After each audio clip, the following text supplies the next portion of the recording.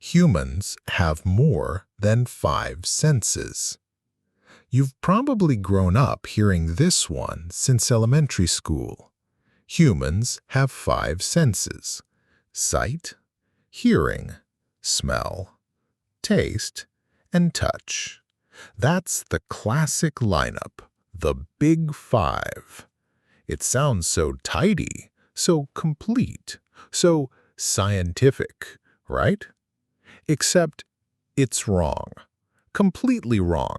Like embarrassingly oversimplified. And once you hear what's actually going on, you're going to start questioning what else you were taught in school. Because in reality, humans don't just have five senses. We have way more. Depending on how you count them, the number shoots up to 9, maybe even over 20. Let's break this down.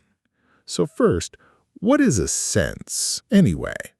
A sense is just your body's way of detecting information from the world around you or inside you and sending it to your brain. That's it. If your body has a way of perceiving something and turning it into data, that's a sense. Now, with that in mind, let's go beyond the Big Five. 1. Balance, aka equilibrioception. Ever wonder how you're able to walk without falling over, or ride a bike, or stand on one foot with your eyes closed? That's your sense of balance at work.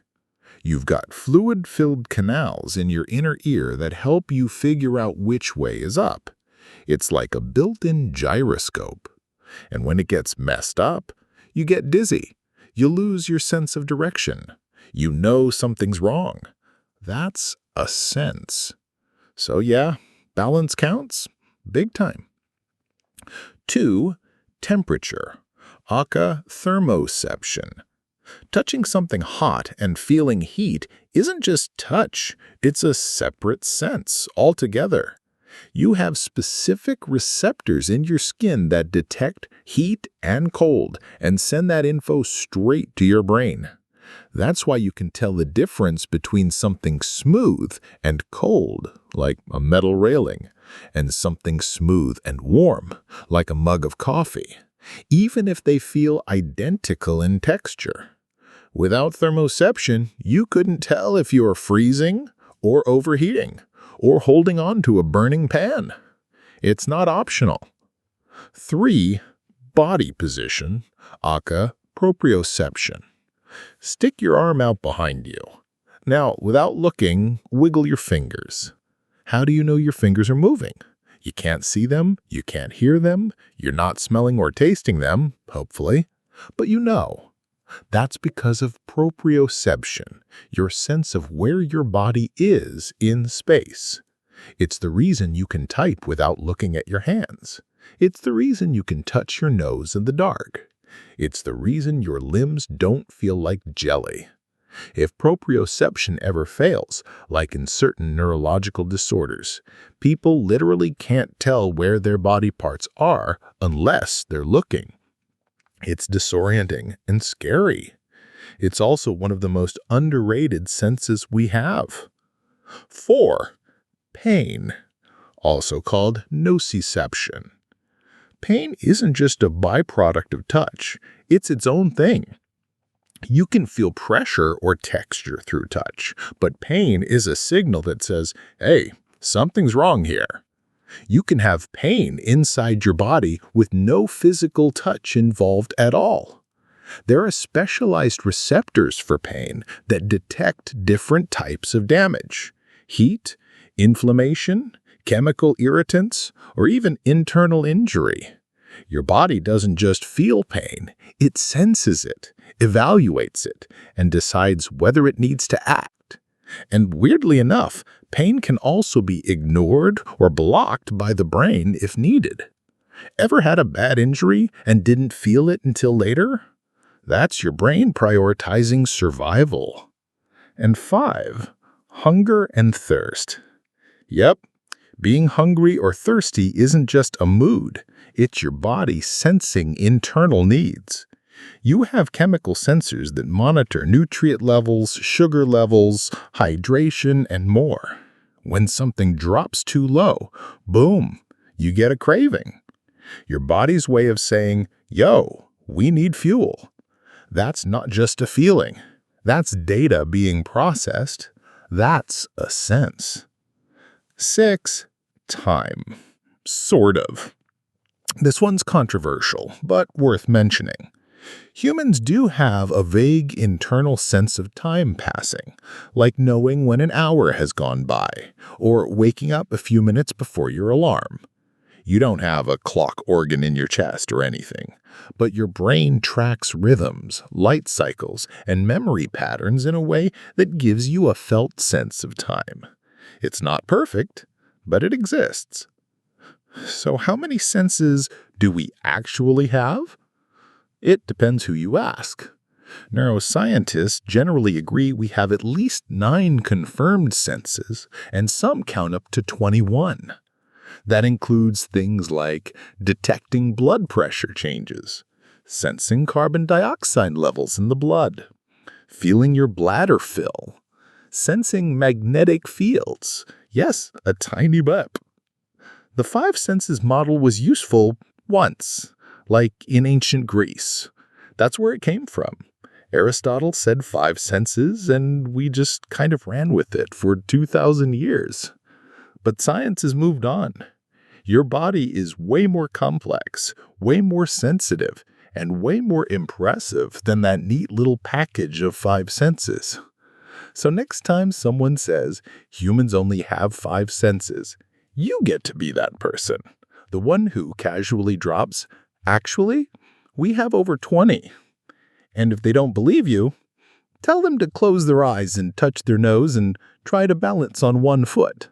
They'll feel the truth pretty fast.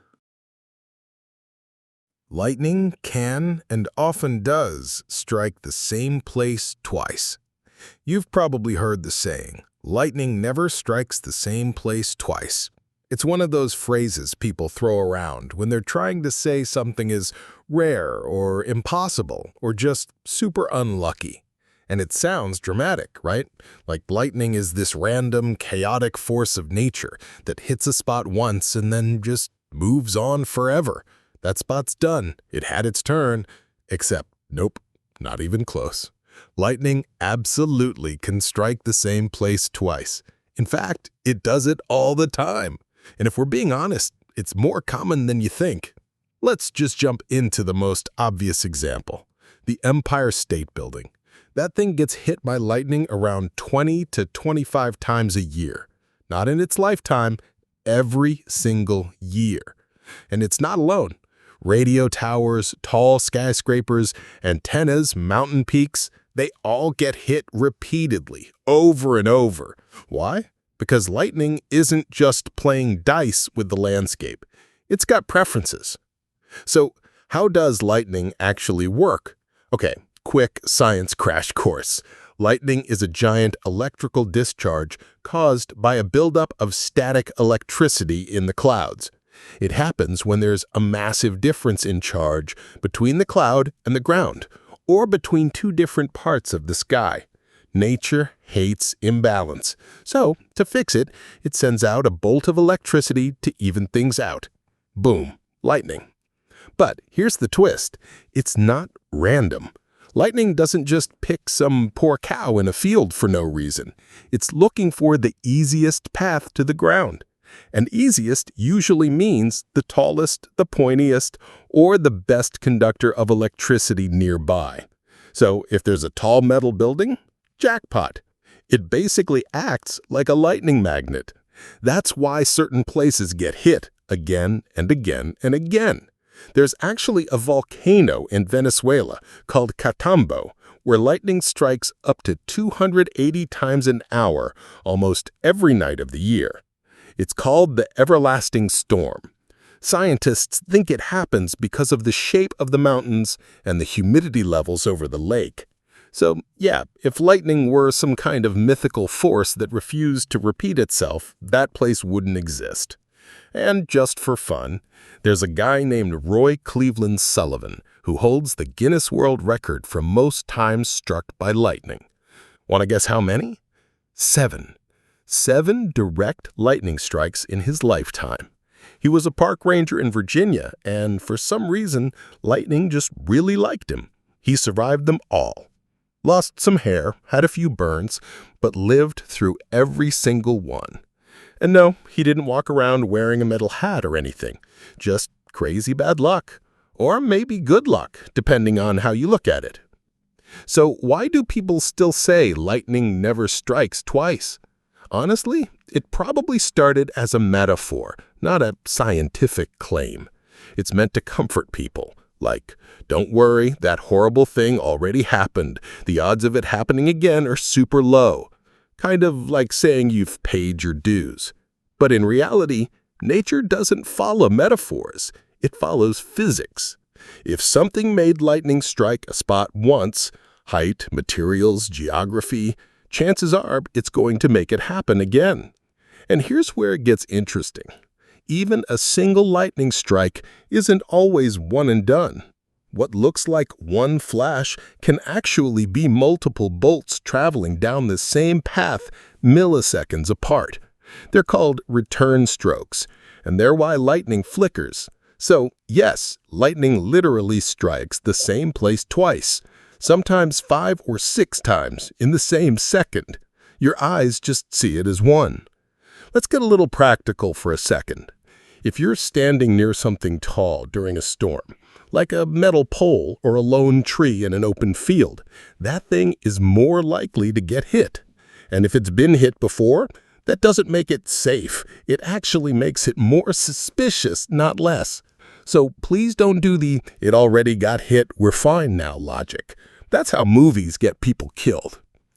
Bottom line, the next time someone throws out that old cliche about lightning never striking twice, you've got the facts locked and loaded. Tell them the Empire State Building is basically lightning's favorite vacation spot. Tell them about Roy Sullivan, the human lightning rod. Tell them lightning doesn't care about catchy sayings. It cares about height, charge, and conductivity. And if you're ever caught in a storm, maybe don't test the once is enough theory. Lightning's got a memory and a very specific type. You don't lose most of your body heat through your head. All right, this one might stir up some memories from childhood. Remember when you were a kid and someone, maybe your mom, maybe your coach, maybe some guy on TV, said, "Don't go outside without a hat. You lose 80% of your body heat through your head." It sounded serious, like your brain was some kind of heat chimney, and going hatless would turn you into a human popsicle within minutes. So you threw on that itchy beanie even if you hated it, because science said so, right? Except here's the thing. That whole 80% of heat through your head idea? Total myth. It's not true. It never really was. And it came from a weird misunderstanding that got way out of control. Let's break this down. First, yes, your body does lose heat through your head, but only in the same way it loses heat through any exposed part of your body. If it's uncovered, it loses warmth. That's just how thermodynamics works. But the idea that your head alone is responsible for 80% of your body's heat loss, that's not even close to being accurate. Here's the real story. Back in the 1950s, the U.S. military ran a cold weather survival experiment. They dressed soldiers in heavy Arctic gear, thick coats, insulated pants, boots, gloves, but left their heads uncovered. Then they measured where the heat was escaping. Spoiler, it was mostly escaping through the head. And that makes sense, right? If everything else is bundled up like a burrito and your head is just chilling out there like a bare potato, of course that's where the heat goes.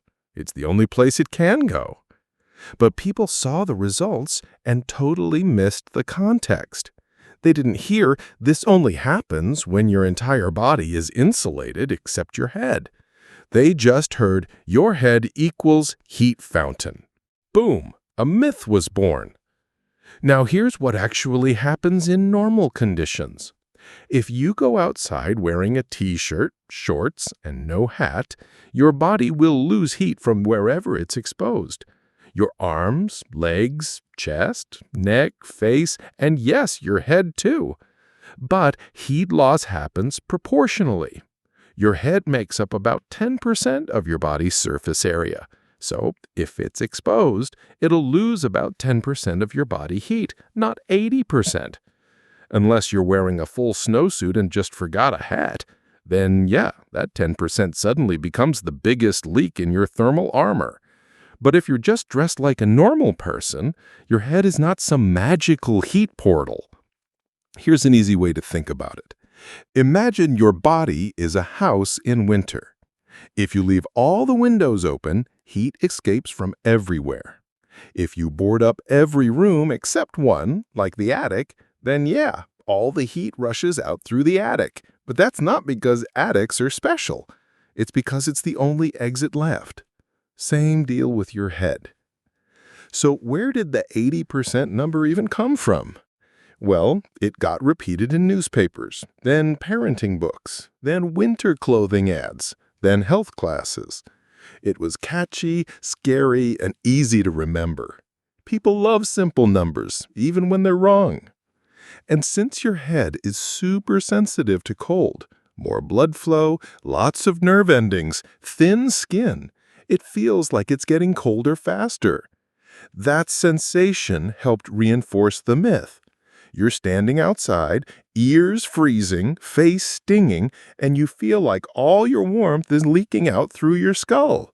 But really, your legs and arms are losing heat just as fast. You just don't feel it the same way.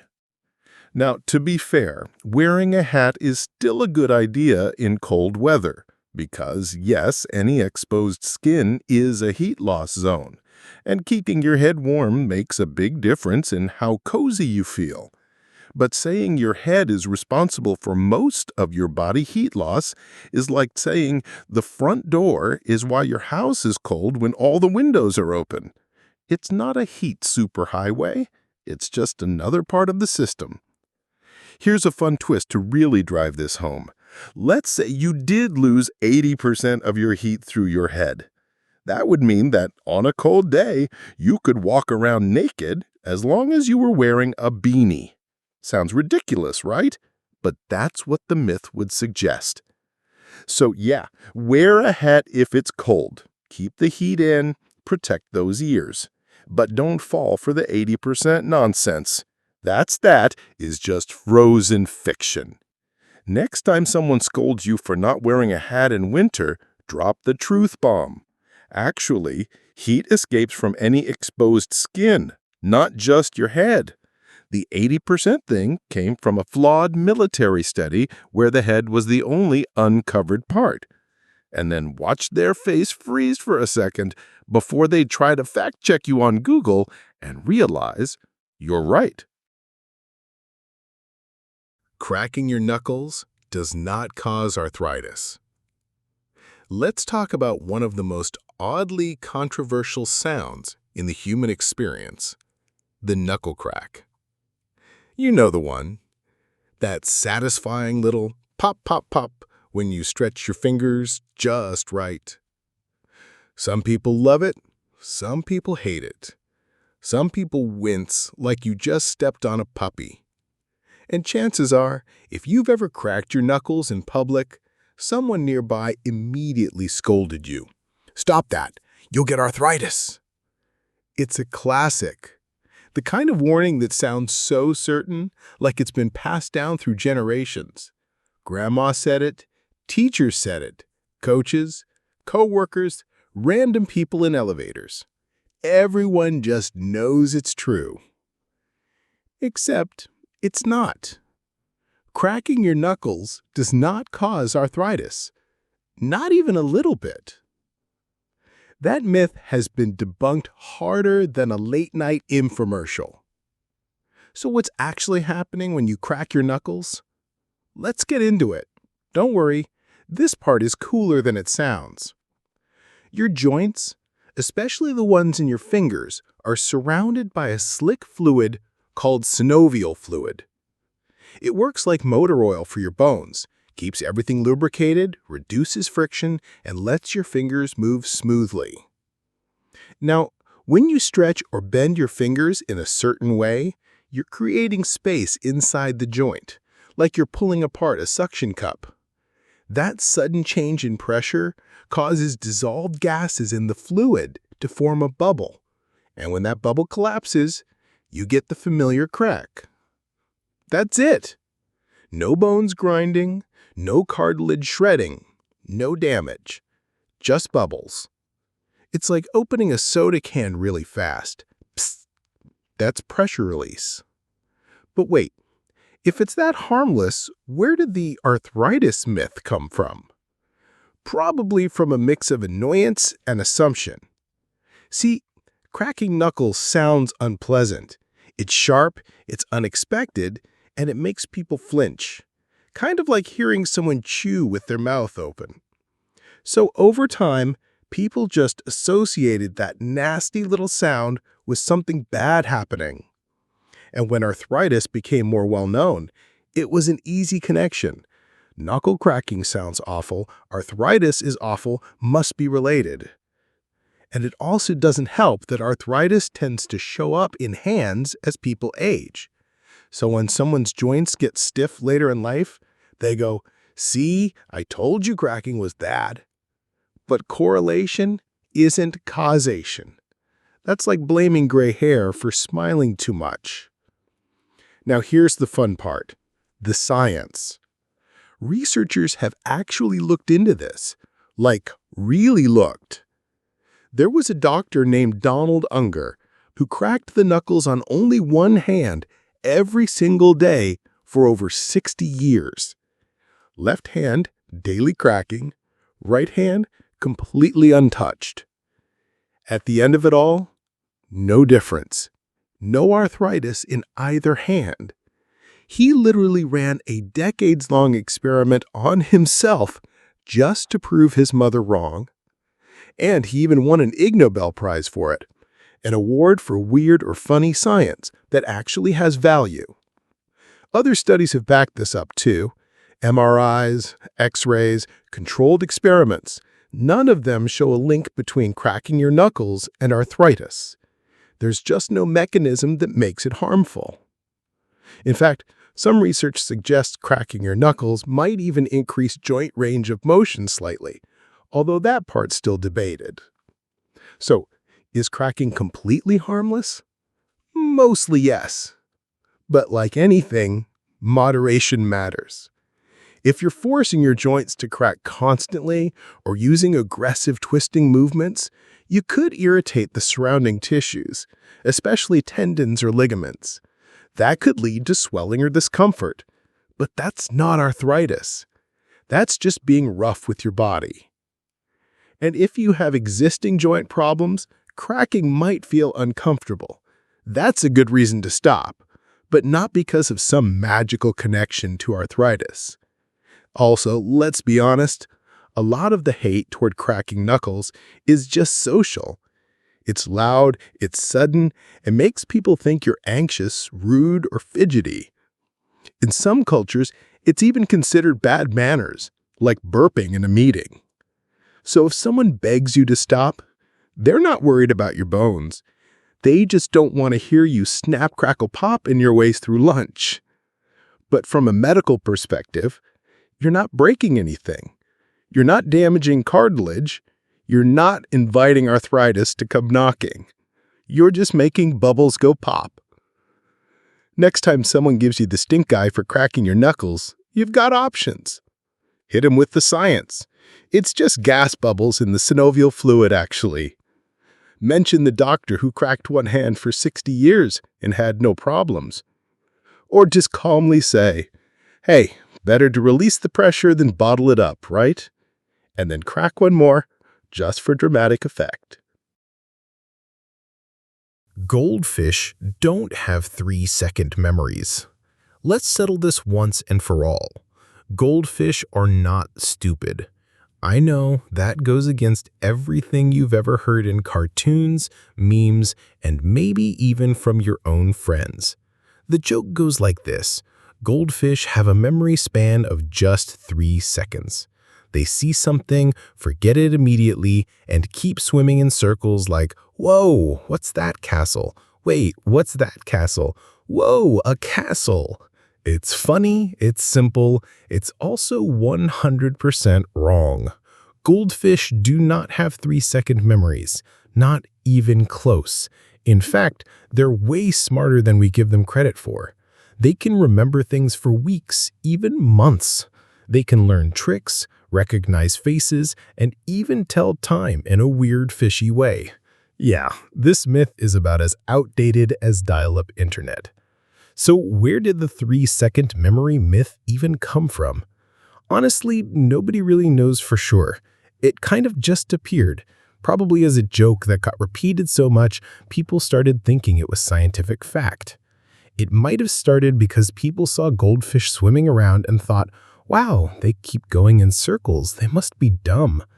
Add a funny one-liner and boom, the myth was born. But just because a fish isn't playing chess doesn't mean it's got the memory of a potato. Let's look at what scientists have actually found. Goldfish, like many animals, learn by association. That means they can connect certain cues with specific outcomes, kind of like how your dog runs to the door when you jingle your keys. In one experiment, researchers trained goldfish to associate a sound with feeding time. They'd play a specific tone, then drop food into the tank.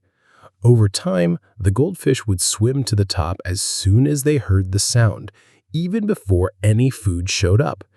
Now here's the cool part. The fish kept responding to that sound weeks later, even if the food was stopped for a while in between. That's a long-term memory, not 3 seconds. Try more like 3 weeks at least. There's also this amazing study from the University of Plymouth. They trained goldfish to navigate a maze to get a food reward. The fish not only learned how to do it, they remembered how to solve it a month later without needing to be re-taught. That's right, maze-solving fish. We're basically one step away from goldfish Hogwarts. But wait, there's more. Some aquarium owners have trained their goldfish to do tricks. Not kidding, like swimming through hoops, pushing tiny soccer balls, even ringing little bells. How? With food rewards and consistent repetition. That's learned behavior, backed by memory and motivation, not something a 3-second brain could ever pull off. And yes, goldfish can even recognize human faces. If you feed them regularly, they learn to swim toward you when you walk into the room. Not the neighbor, not the cat, you. So what's the real memory span of a goldfish? It's not exactly pinned down to the minute, but experts estimate it's at least a few months, and probably longer depending on training and environment. Some researchers believe goldfish have cognitive abilities similar to rats, which are widely used in psychological studies for learning, memory, and problem solving. So yeah, your little orange buddy might be quietly judging you from that tank. They're not dumb, you're just boring. Now, why does this even matter? Because this myth doesn't just make people laugh, it often leads to neglect. Think about it. If people believe goldfish are basically swimming vegetables with no memory, they're way more likely to keep them in tiny bowls with no stimulation, skip water changes or proper filtration, overfeed or underfeed them, assume they don't feel pain or boredom. But goldfish are smart, social, and surprisingly sensitive. They can get stressed, bored, and even depressed in poor environments. That tiny plastic castle, that's not enough. They need space. They need interaction. They remember their world. They feel their world. So giving them the respect they deserve starts with busting this myth wide open. Next time someone makes the goldfish joke, it must be like a 3-second memory, right? Hit them with this. Actually, goldfish can remember things for months, solve mazes, and even do tricks. They're basically tiny wet geniuses. They'll either be amazed or never invite you to dinner again. Win-win, honestly. You can see the Great Wall of China from space. Not really. Let's play a quick game of true or false. The Great Wall of China is the only man-made object visible from space. Sounds familiar, right?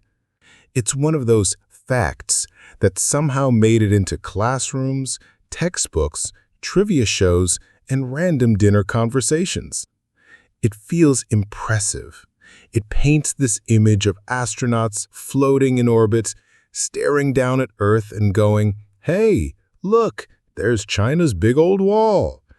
Except it's not true. In fact, it's one of the most widespread space myths out there. You can't just look out the window of a spaceship and casually spot the Great Wall snaking across the landscape. It's not that easy. It's not even close. Let's break this down with a little perspective. The Great Wall is definitely long. We're talking over 13,000 miles of winding stone, brick, and earth. That's massive. But here's the thing people forget.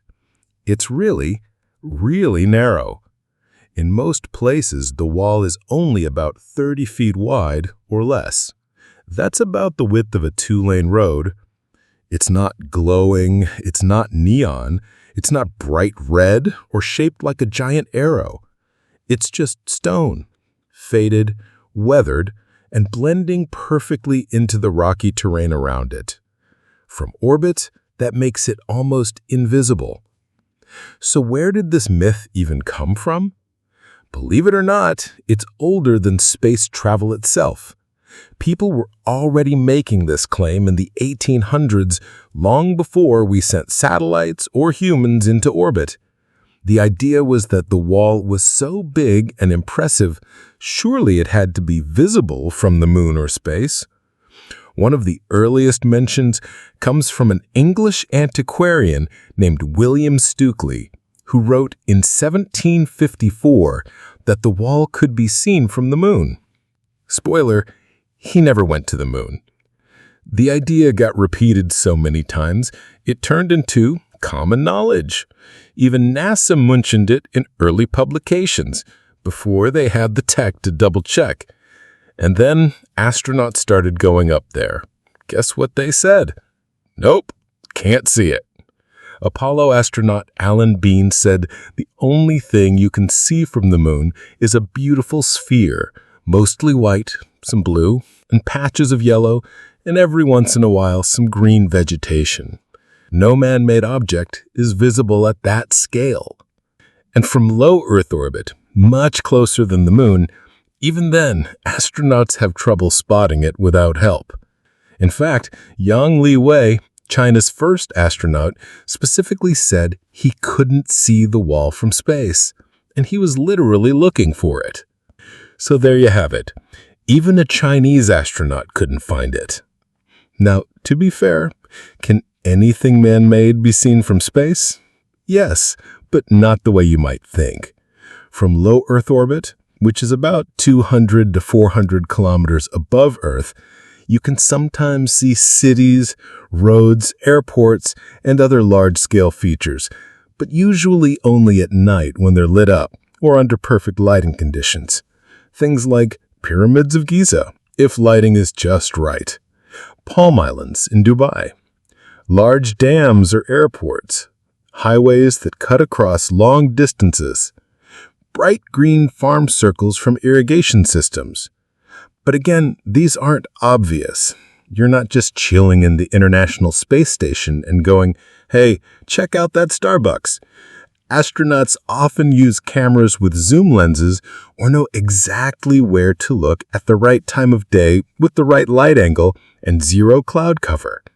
The Great Wall, it's too narrow, too earth-toned, and follows the contours of the land so well that it basically camouflages into the background. So unless you're using special tools or zooming in digitally on a super clear day, you're probably not seeing it. What makes this myth so sticky? Because it's romantic. It makes us feel like we built something so incredible it can be seen from space. Like it's a testament to ancient human power and engineering. And it is. just not in that way. The Great Wall is amazing, no doubt. It's one of the most impressive structures ever built. It took centuries, millions of workers, and unimaginable effort. It's a marvel of engineering, strategy, and historical significance. But it's not a space beacon. Here's the real kicker. The Great Wall can sometimes be seen in photos from space, but only with zoom lenses, in specific lighting conditions, and only small sections at a time. It's like trying to find a shoelace stretched across a football field on the roof of a skyscraper on a foggy morning. Not impossible, but not exactly casual sightseeing. So the next time someone drops the "you can see the Great Wall from space" line, hit them with this. Actually, no. Even astronauts say it's basically invisible.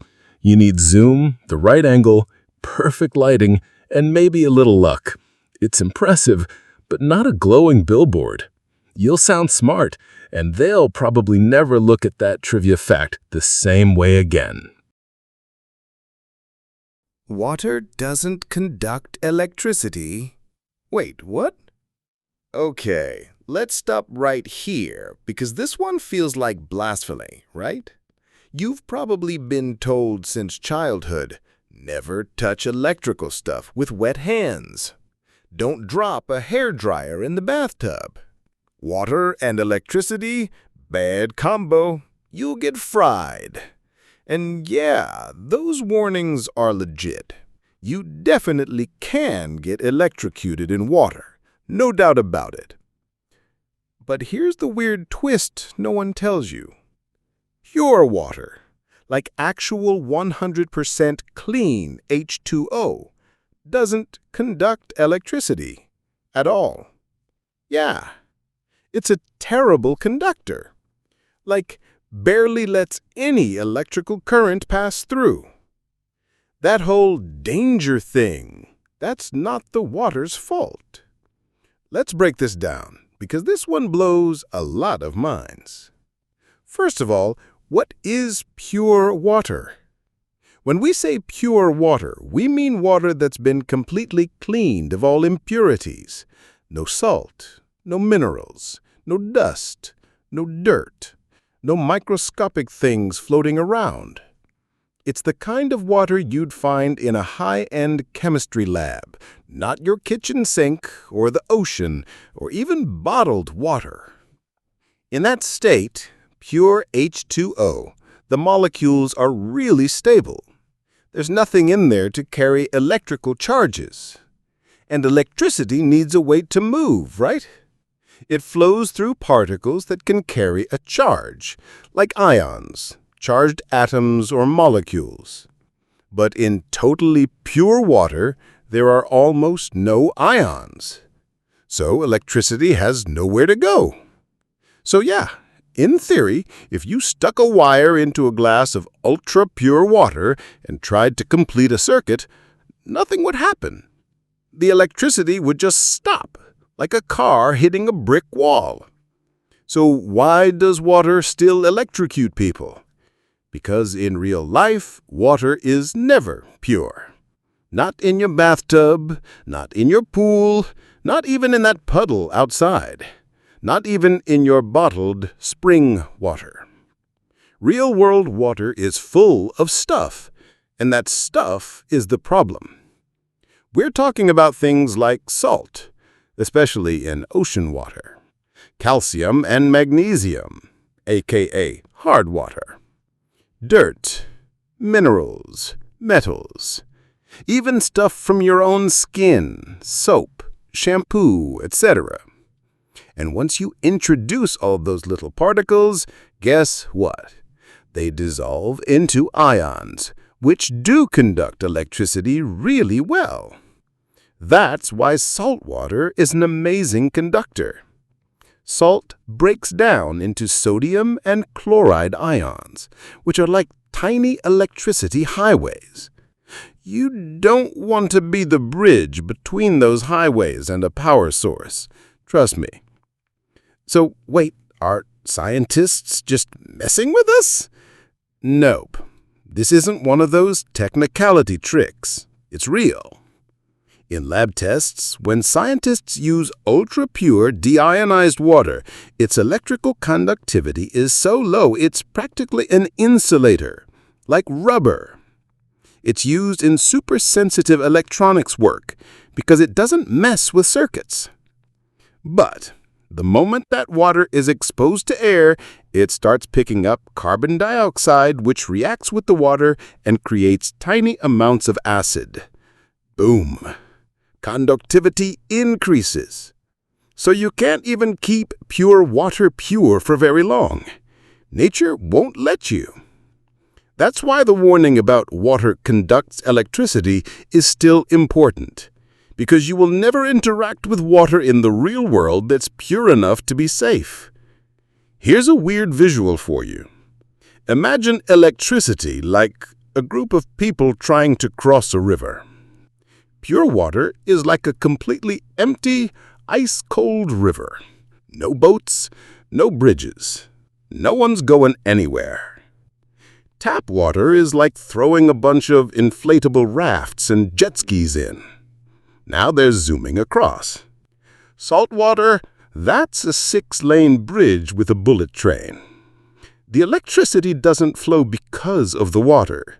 It flows because of what's in the water. So why do people think water itself is the problem? Because it's easier to teach. It's simple and dramatic. Telling a kid, hey, don't plug in that radio near the pool because water contains ions that improve conductivity isn't going to stick. But saying water and electricity will kill you, that's different. That's memorable. That's fear-based learning. Same with movies. Ever seen someone drop a toaster in a tub and watch someone immediately convulse and die? They don't explain that it's the minerals in the water doing the job. It's just water equals danger. And again, the danger is real, but the explanation, it's oversimplified. So what's the bottom line here? Pure water doesn't conduct electricity. Real-world water does, because it's full of stuff. Electricity travels through the ions in water, not the water itself. That's why wet hands in electrical outlets are still a terrible mix. So yeah, the next time someone says, be careful, water conducts electricity, you can say, actually, it's the junk in the water. Pure water doesn't much, but you're still not catching me doing science experiments in a puddle. Hair and fingernails don't keep growing after death. Okay, this one sounds spooky, right? You've probably heard it before, maybe in a crime show or one of those creepy death facts on the internet. When someone dies, their hair and fingernails keep growing for days afterward. And yeah, that's a great way to set the mood in a horror story. The idea of a corpse still slowly growing its nails like some kind of undead creature is pure nightmare fuel. But here's the truth. Hair and nails do not keep growing after death. That whole idea is a total myth. It's not just wrong, it's a weird misunderstanding of how the body works after we die. And once you hear the real reason people think this happens, it makes total sense and gets even weirder in a way. So where did this idea even come from? Honestly, it's a mix of visual illusion and old-school guesswork. Back before modern forensics, doctors and morticians noticed something strange a few days after death. The hair looked longer, the nails looked sharper. Even the beard stubble on dead men seemed to suddenly show up. So, naturally, people thought, oh wow, it's still growing, even after death. But no, that's not what's actually happening. Here's the real explanation, and it's super simple. Your body dehydrates after you die. Think about it. Once your heart stops, your body stops pumping blood, oxygen, or moisture to your tissues. That means your skin starts to dry out. And when skin dries out, it starts to shrink and tighten. And when the skin around your nails shrinks back, guess what? The nails look longer. The same thing happens with the skin around your beard or scalp. It pulls back, making the hair look like it's grown. But in reality, nothing new is growing. It's just more exposed than before. It's like pulling back a sleeve on your arm. Your arm didn't grow, you're just seeing more of it. But wait, what about biology? To grow anything, hair, nails, skin, your body needs active cells. Living, breathing, energy-using cells. Hair growth happens in your hair follicles deep under the skin. Nails grow from a place called the nail matrix just beneath your cuticle. Both of these systems rely on a steady supply of oxygen, nutrients, and blood flow. Once you die, that supply is cut off immediately. There's no fuel left to power those systems. No new cells, no protein production, no growth. So yeah, biologically speaking, your body literally can't keep growing hair or nails after death. It's not just unlikely, it's impossible. So why do people still believe this? Because it's just believable enough. It's one of those science-y facts that sounds right. Like, well, hair and nails are made of dead cells anyway, so maybe they keep going. That's the trick. Hair and nails are made of dead keratin cells, sure, but they're produced by living tissue. So once the living part dies, the production line shuts down. Plus, it just looks real. If you see a corpse with longer-looking fingernails or visible stubble a few days later, your brain naturally goes, I guess it's still growing. But it's all dehydration, just a body drying out and pulling back the skin. Creepy in its own way, sure, but not some post-mortem miracle. Fun fact, this myth actually messes with history. There are stories from wartime and old cemeteries where soldiers or gravediggers swore they saw bodies with sharp nails and long beards, and they took that as a sign that the dead were restless or hadn't fully passed on. Some cultures even created rituals to trim nails and hair before burial to keep the dead from becoming something else. All because they misunderstood what happens when the body dehydrates. And yeah, let's be real, it's creepy. Even knowing the truth, it's still a little unsettling to imagine a body changing after death. The skin pulling back, the face getting tighter, the features becoming more pronounced. It's why people think corpses look different a few days later. But again, nothing is growing. It's just the tissue shrinking, like fruit left out in the sun. There's actually a name for this effect, post-mortem desiccation. It makes the skin dry, the lips recede, the eyes sink, and yes, the nails and hair appear longer. So let's wrap this up. No, your hair and nails don't keep growing after you die. It's just your skin shrinking, not your nails or hair getting longer. No biological process can continue without oxygen and blood flow. The myth sticks around because it looks real, but it's just post-mortem dehydration. Still creepy? Yeah, but not supernatural. So the next time someone tries to spook you with that classic line about corpses growing their nails like vampires, you can say, not unless they're dehydrating really dramatically. It's all just skin pulling back, dude. Vikings didn't wear horned helmets. All right, let's talk about one of the biggest historical glow-ups that never actually happened. Picture a Viking. Big beard, giant axe, fur cloak, and of course, the famous horned helmet. That image is everywhere.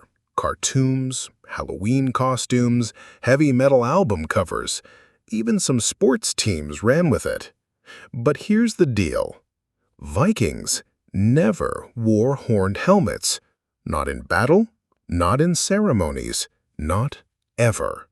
That whole horned helmet thing, it's pure historical fan fiction. So where did this idea even come from? Not from Viking ruins, not from ancient artifacts, not even from Viking stories. It actually came from opera. Yep, like singing on a stage opera. In the 1800s, a costume designer named Carl Emil Doppler was working on Wagner's epic opera cycle, The Ring des Nibelungen. It's a dramatic story, loosely inspired by Norse mythology. Dragons, gods, warriors, the whole fantasy package. To make the warriors look more intimidating and otherworldly, Doppler gave them these dramatic helmets with big curved horns, and audiences loved it. The image stuck. It spread from stage to paintings to literature to pop culture, and boom! Suddenly, everyone just assumed that's what Vikings actually wore. Even though real historians were like, no, that's not a thing. Let's talk practicality for a second. Imagine you're running into battle, sword in one hand, shield in the other. You've got to be fast, agile, and tough. Now imagine strapping 2 giant horns to your head. How's that gonna go? Spoiler, not well. The horns would throw off your balance. They'd make you an easy target. They could get caught in branches, doors, other people's weapons. And if someone smacks you in the head, congratulations. Now you've got 2 handles for them to pull you down with. So no, real Viking warriors didn't wear horned helmets because that would be stupid. So what did Vikings actually wear? Honestly, pretty functional gear. Most Viking helmets were simple iron caps, often shaped like a bow with a nose guard called a nasal. Nothing flashy, just efficient protection. Because these guys weren't trying to look cool, they were trying not to die. And here's the wild part. We've only found one complete Viking helmet, the Gjermundbu helmet, dug up in Norway. It has 0 horns, just a clean, rounded shape with a nosepiece. Historians believe most Vikings couldn't even afford full helmets. Many probably fought with just a leather cap or none at all. So yeah, the average Viking looked a lot more rugged farmer than a comic book villain. So why does everyone still believe the horn thing? It's all about repetition and visuals. Once the opera version caught on in the 1800s, it became the default Viking image in Western culture. Artists painted it that way. Writers described it that way. Even textbooks used illustrations with horned helmets. And you know how it goes. See it enough times, and your brain locks it in as truth. Plus, let's be real. Horned helmets look awesome.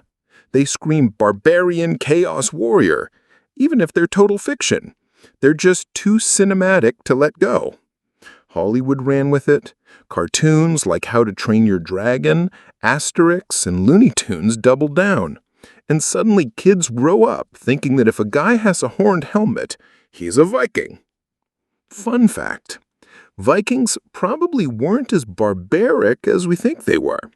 The word Viking actually refers more to raiders than to a race or nation. Most Norse people were farmers, traders, and craftsmen. They lived in tight communities, honored complex laws, and believed in a rich mythology. They did raid and pillage, yes, but they also traded across Europe, built ships that were engineering marvels, and even reached North America centuries before Columbus. And there's 0 historical evidence that any of them thought, you know what would make me more terrifying? Gluing some cow horns to my helmet. So what's the takeaway? Horned Viking helmets never existed. The image came from 1800s opera costumes, not real life. Real Viking helmets were practical, horn-free, and often minimal. Most Vikings probably didn't even wear helmets. They weren't mass-produced. The horned look stuck because it's cool looking, not because it's true. So the next time you see a Viking with horns on his head, remember, you're not looking at history. You're looking at 1800s cosplay that got way out of hand.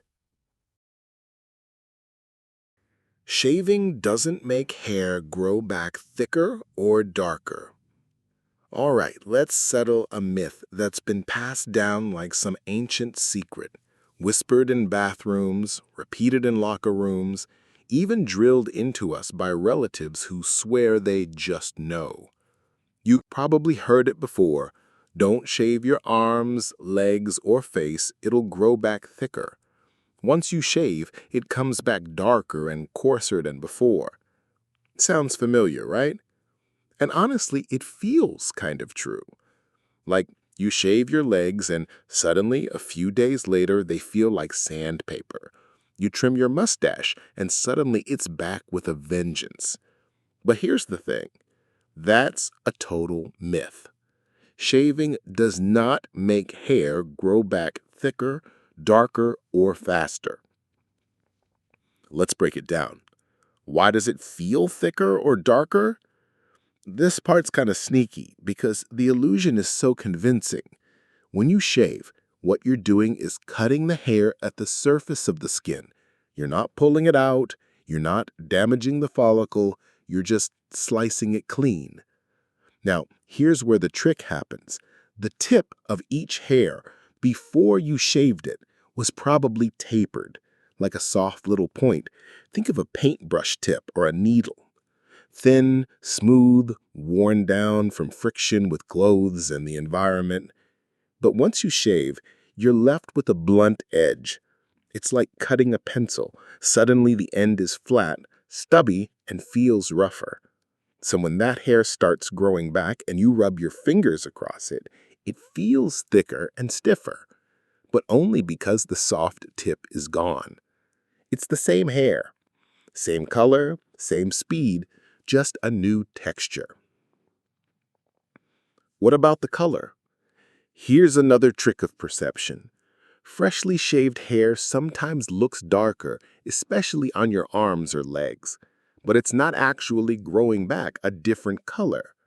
Why does it seem that way? Light exposure. Hair that hasn't been shaved in a while is often lightened by the sun. Friction. It's also softened and faded from rubbing against your clothes, bed sheets, towels. So when new hair pops up, untouched, unbleached, unweathered, it looks a little bolder. But it's not darker. It's just new. Same with your face. Shave your mustache or your chin, and suddenly those little stubbly hairs seem like they've gone full lumberjack overnight. But nope, you're just seeing the untouched, unbleached roots. What actually determines hair growth? It's not your razor, it's your genes. Your hair growth, how fast, how thick, how dark, is all handled by things like your genes, your hormones, your age, your nutrition, your hair removal method, sometimes, like waxing versus shaving. And shaving? It doesn't affect any of that. It doesn't catch the follicle. It doesn't change your DNA. It's like mowing the lawn. You're trimming what's visible, not altering the roots. Let's talk about puberty panic. This myth really takes off when teenagers start experimenting with grooming. You get that first mustache, that leg fuzz, that peach fuzz on your arms. You shave it, maybe out of curiosity or peer pressure, and then boom, a week later, it feels thicker. Cue the panic. I ruined it. I shouldn't have shaved. Now it's going to grow like a gorilla. Totally normal fear and totally unfounded. What's really happening is you're just going through puberty. Your hormones are kicking in and your hair is maturing. It was going to get thicker anyway. Shaving just happened to occur around the same time. So people connect the two. I shaved and now it's darker. But really, Your body was just flipping the puberty switch on its own. What about waxing and plucking? Now here's where things do differ a bit. Waxing and plucking pull the hair out from the root. That means it takes longer to grow back, and when it does, it often feels finer, especially over time.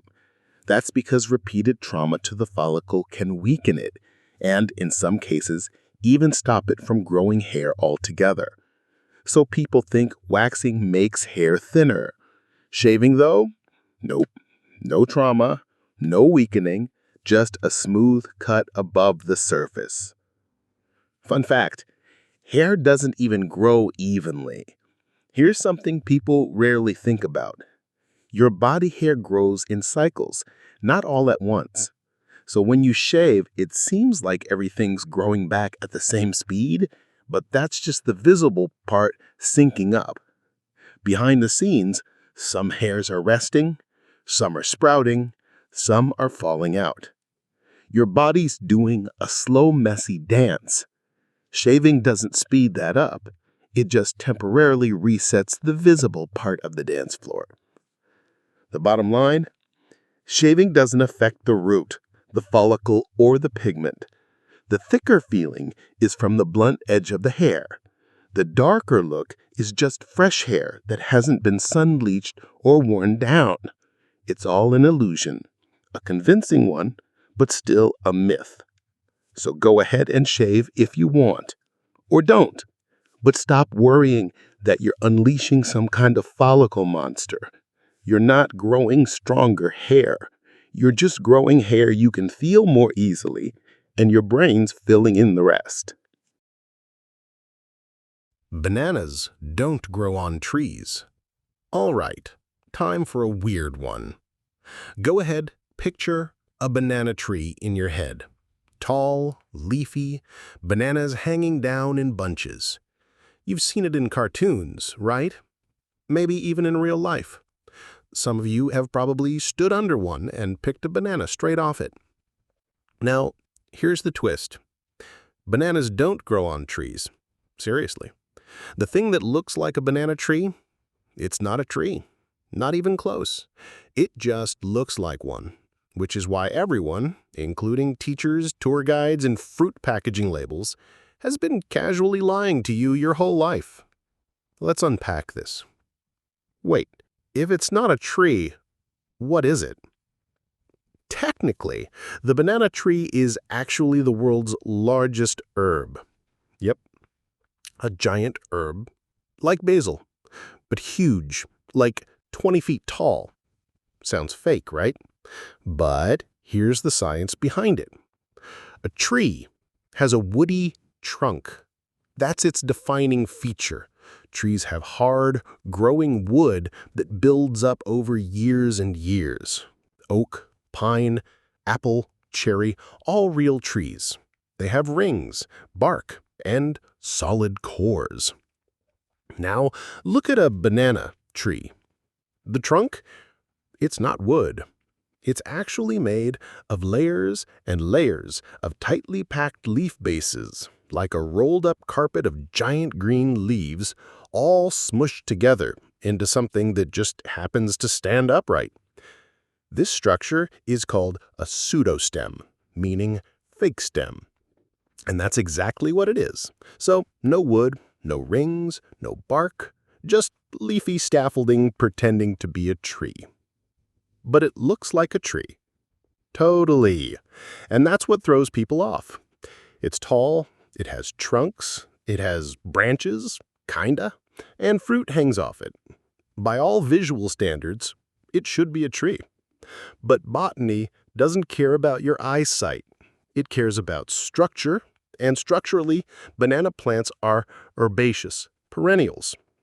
That's a fancy term, so let's break it down. Herbaceous, no wood, just soft plant material. Perennial, comes back year after year from the same underground root system. So even though the above-ground part of the plant dies after producing fruit, the roots below keep sprouting new trees, or more accurately, new banana shoots. It's like nature's version of respawning. That whole plant dies after fruiting? Yep. That massive banana tree, once it produces bananas, it's done. It literally dies right after the bananas are harvested. But don't panic.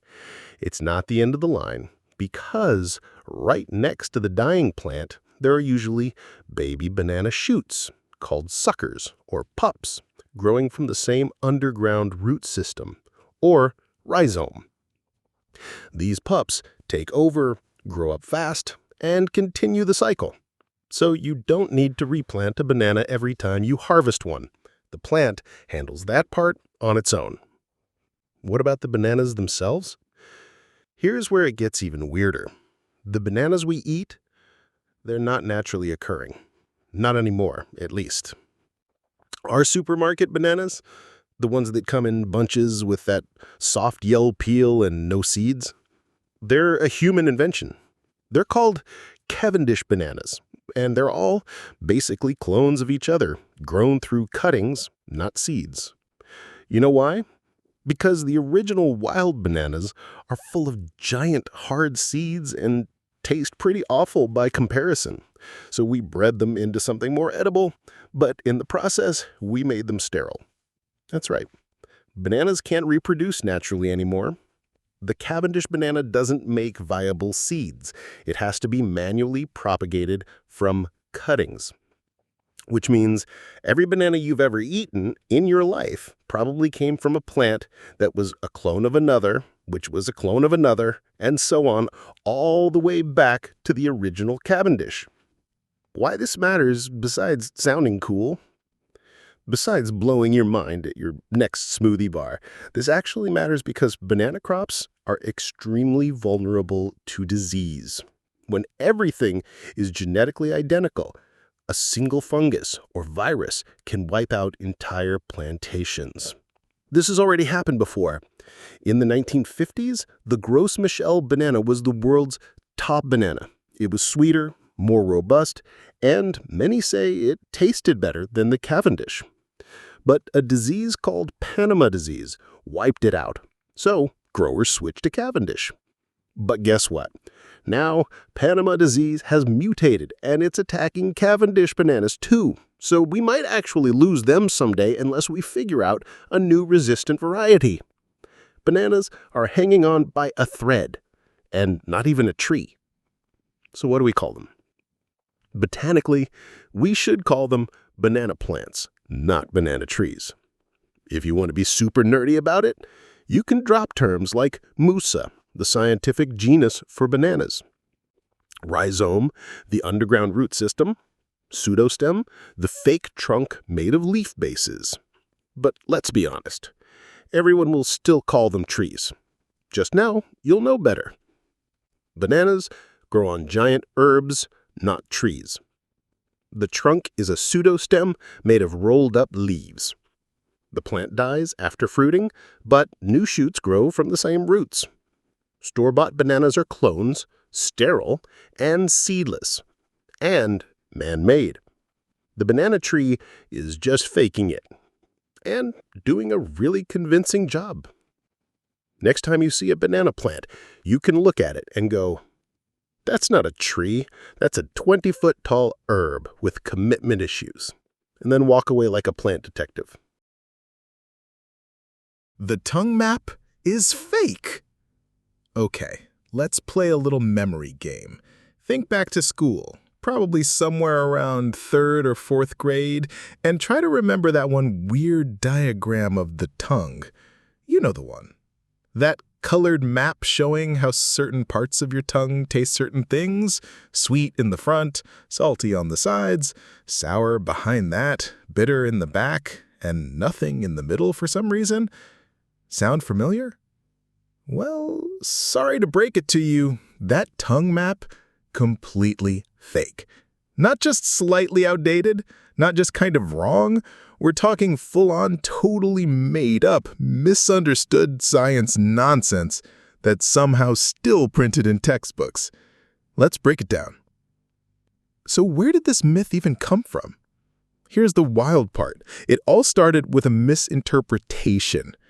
Back in 1901, a German scientist named D.P. Hannig did an experiment to measure how sensitive different parts of the tongue were to basic tastes. What he found was minor variations. Some parts of the tongue were slightly more sensitive to certain tastes, but nothing extreme, like a tiny difference, barely noticeable.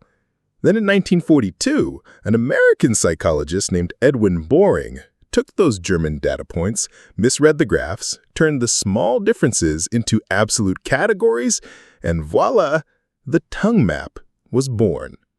From that point on, science textbooks started showing these cute little diagrams dividing your tongue into zones, like taste was some kind of real estate plot. And just like that, a whole generation of kids, maybe including you, grew up thinking taste was divided into tidy regions.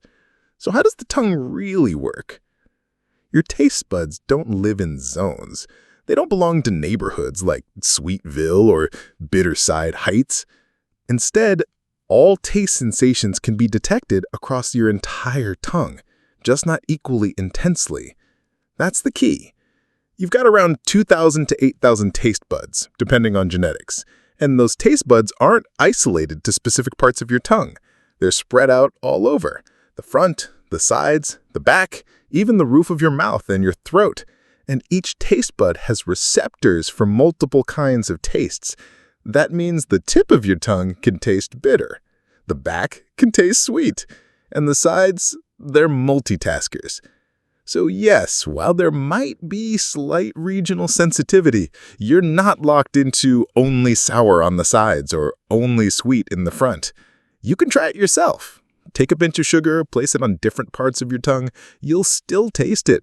Might feel slightly different, but it's definitely there. So what are the main tastes then? Traditionally, we were taught 4: sweet, salty, sour, bitter. But now, we know there are actually 5 basic tastes, maybe even more. Here is the updated list. Sweet, energy-rich foods like sugar and carbs. Salty, we need sodium for survival, so our bodies crave it. Sour usually signals acidity, which could mean spoilage or unripe fruit. Bitter, often associated with toxins, so your body's naturally cautious with it. Umami, the savory, meaty taste. Think soy sauce, mushrooms, Parmesan, MSG. Yes, umami is real. And once you know about it, you'll start noticing it everywhere. In ramen, broth, roasted tomatoes, even ketchup. Some scientists believe there might be more taste types still being studied. Fatty, the creamy mouthfeel of oils and fats. Metallic, sometimes noted when tasting blood or certain minerals. Spicy or pungent, although technically not a taste, it's pain detection from capsaicin. Coolness, like the minty effect from menthol. The point is, taste is way more complex than a kindergarten coloring book diagram. Why did we believe this for so long? Because the tongue map is clean, simple, and visual, and our brains love that. Science communication, especially in textbooks, often leans toward neat little models even if they're not entirely accurate. Teachers needed a way to explain something complicated, and the tongue map was convenient. Plus, most kids didn't question it. Why would they? You taste sweet in the front? Yeah, sure, that checks out. You taste bitter in the back? Well, coffee is bitter, and it does leave an aftertaste. It all kind of made sense until you looked closer. So what's the harm in the myth? You might be thinking, okay, whatever. It's just a silly diagram. Who cares? But here's the thing. It teaches people to oversimplify how their bodies work. When you believe things like the tongue is cut into taste zones, you're less likely to appreciate how beautifully complex your body actually is. Taste perception is a combo of taste receptors, smell. Try eating with your nose plugged in. It's wild. Temperature, texture, even your past experiences and expectations.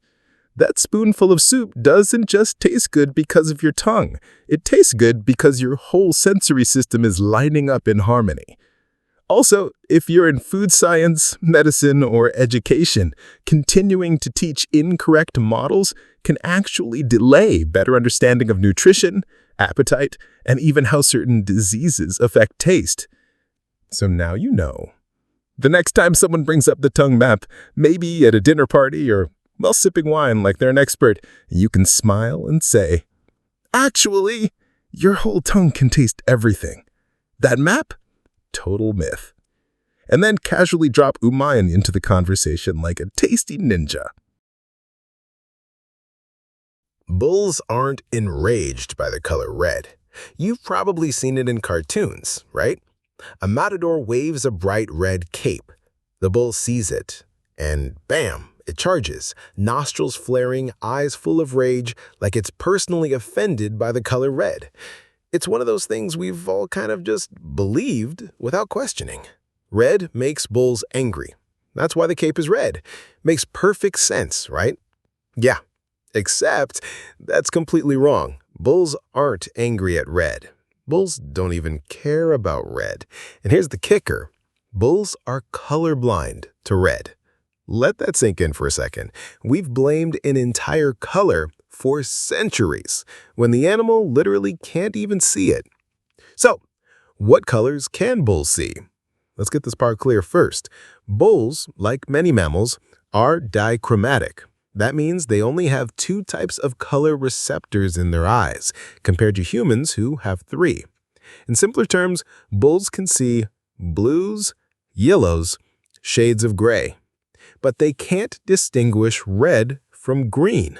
Both of those just show up as dull grayish tones to them. So when that matador is waving a red cape, to the bull it's just fabric, a moving, flapping piece of gray cloth. So why do bulls charge the cape? It's not the color. It's the movement. Think about it. If you were standing still and someone suddenly waved a big piece of cloth in your face, flapping it like they're trying to shoo you away, how would you feel? Now, imagine you're a 1,200-pound animal already under stress. There's a crowd screaming around you. You're in an unfamiliar arena. You've been poked, prodded, and taunted. And now someone is waving this obnoxious cloth in your face. Yeah, you charge too. The bull reacts to motion, not color. That dramatic wave of the cape is what provokes the charge, not because it's red, but because it's moving aggressively. This is true even outside of bullfighting. Farmers and handlers have noted that bulls respond strongly to fast movements, sudden gestures, or anything that invades their space, regardless of color. So why use red in bullfighting?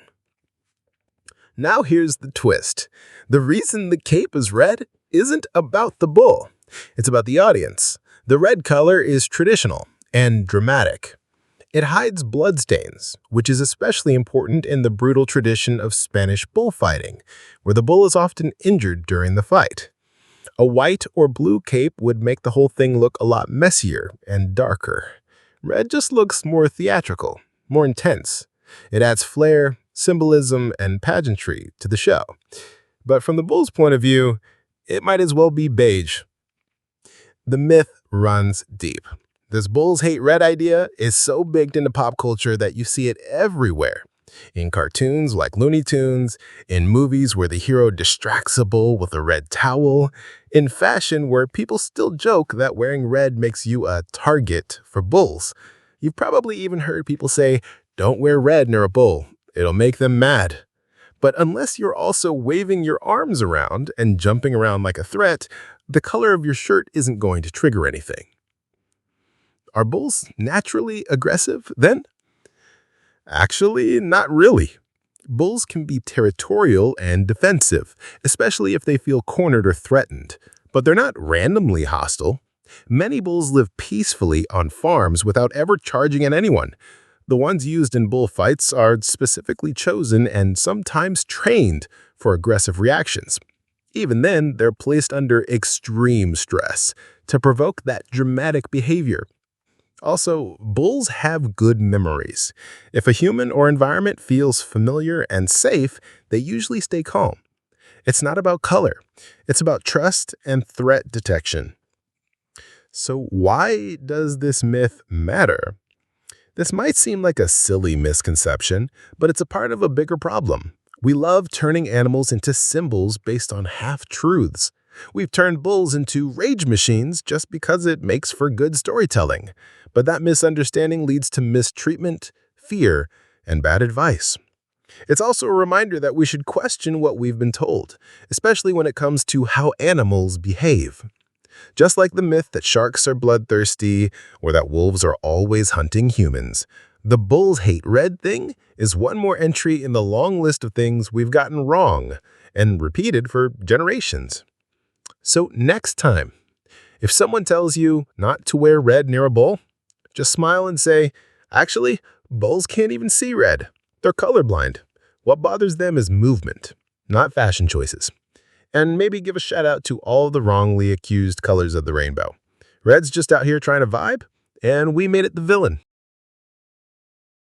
Your blood is not blue in your veins. Let's clear this one up right now. Your blood is never blue. Ever. Not when it's in your veins. Not when it's low on oxygen. Not even for dramatic effect. I get it.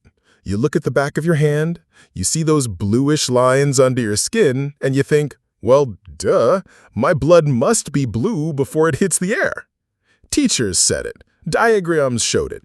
Heck, even some science books used to claim it. But that whole idea? Completely wrong. Your blood is always red. The shade might change a little depending on oxygen levels, but it never turns blue. Not even close. Where did this idea come from? This myth didn't just come out of nowhere. There's a reason people bought into it. Veins look blue under your skin. Oxygenated blood is bright red, and deoxygenated blood is darker, so maybe it turns blue before it gets oxygen again. Some school textbooks use color-coded diagrams with red and blue blood vessels. Spoiler, they were just using blue to show veins and red to show arteries. That's it. But none of that means your blood itself is actually blue. So why do veins look blue? Here's the tricky part. The bluish appearance of veins has nothing to do with the color of your blood. It has to do with how light behaves when it hits your skin. When light shines on your body, your skin scatters certain wavelengths. Red light penetrates deeper into your tissue. Blue light is scattered more and reflected back to your eyes. This effect is called Rayleigh scattering, the same basic principle that makes the sky look blue. So what you're actually seeing isn't blue blood. You're seeing how blue light reflects off your skin above the vein, not what's inside the vein. If you were to take a sample of your vein blood safely in a lab, please don't go vampire on yourself. You'd see that it's a dark red, not blue. What's the difference between vein and artery blood then? The real difference is oxygen content. Arterial blood, from your heart to your body, is bright red because it's full of oxygen. Venous blood, from your body back to your heart, is darker red because it's already dropped off most of its oxygen. So yeah, there is a color shift, but it's red to dark red, not red to blue. If you've ever donated blood or seen someone get an IV, you probably noticed this. Even when drawing from a vein, the blood in the tube looks dark red, not navy blue, not ocean blue, not even close. Wait, some animals have blue blood, right? Yes, but you are not one of them. Some animals, like octopuses, horseshoe crabs, and some types of spiders, do have blue blood. That's because instead of using hemoglobin, which contains iron, they use a molecule called hemocyanin, which contains copper. When copper binds with oxygen, it turns blue. That's real blue blood. But again, that's them, not you. Humans, along with almost all mammals, use iron-based hemoglobin, which turns red when oxygenated. So unless you're secretly a squid, your blood is always in the red family. Why does this myth matter? You might be thinking, okay, fine, my blood isn't blue. Who cares? But here's the thing. This myth shows how easy it is for misinformation to stick around just because it looks like it makes sense. It teaches us to be curious, to question what we think we know. Because if something as basic as my blood is blue in my veins turns out to be totally wrong, imagine how many other things we've all been repeating without checking. Also, some medical misunderstandings can stem from this myth. There are people who think low oxygen blood is unhealthy or toxic because it's blue. Nope. Your body is just running its regular delivery and pickup system.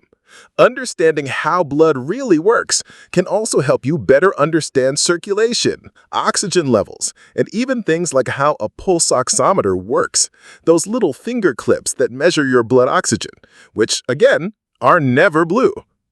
In short, if someone ever tells you your blood is blue inside your body until it hits the air, feel free to gently ruin their day with this truth bomb. Nah, dude, it's always red. The blue thing is just a trick of the light and your skin. And then maybe toss in, unless you're a horseshoe crab, in which case, cool exoskeleton, bro. You don't swallow 8 spiders a year in your sleep. All right, let's finally squash this one. You do not swallow 8 spiders a year while you sleep. You don't swallow 4. You don't swallow 1. You probably don't swallow any spiders in your sleep, ever. This fact is one of the most widespread urban legends around, and it keeps crawling into conversations like a spider in your bed. But here's the truth. It's complete nonsense. Let's break down why. First off, where did this even come from? This myth is often said like it's backed by science. Did you know you swallow 8 spiders a year in your sleep? People say it casually, like it's been measured or proven, but no actual study or scientist has ever confirmed that. In fact, the origin of this myth is actually kind of hilarious. It started as a made-up statistic in an article about how easily people believe what they read online. Yep, it was included as an example of how gullible we are, and then people believed it. Let that sink in. A fake fact meant to prove how fake facts spread ended up spreading like wildfire. Perfect irony. Okay, but is it possible? Technically, sure, you could swallow a spider in your sleep. It's not impossible. But let's talk about how unlikely it actually is. Here's what would have to happen. A spider would need to climb onto your bed, then crawl all the way across your sheets, then climb onto your face, then find your mouth open, then choose to enter your warm, humid, moving mouth hole, and finally sit there long enough for you to swallow it without waking up. That's like a spider going on a suicide mission. And spiders aren't dumb. They're not out here jumping into random caves hoping to die in human stomach acid. Most spiders are super sensitive to vibrations and avoid large, loud creatures like humans at all costs. Your breathing, your heartbeat, your snoring, all of that signals danger to them. You are a terrifying earthquake monster to a spider. But wait, I've seen spiders in my bedroom. Of course you have. Spiders do end up in bedrooms. They might chill in corners or under furniture, but they're not hunting for your face. In fact, spiders are generally shy, solitary, and territorial. They don't want to cuddle. They don't want to explore your nostrils. And your open mouth, that's not a cozy cave. It's a trap. There's no evolutionary advantage for a spider to crawl into a predator's mouth. Zero. They've survived for millions of years by not doing that. Real spider experts, they laugh at this myth.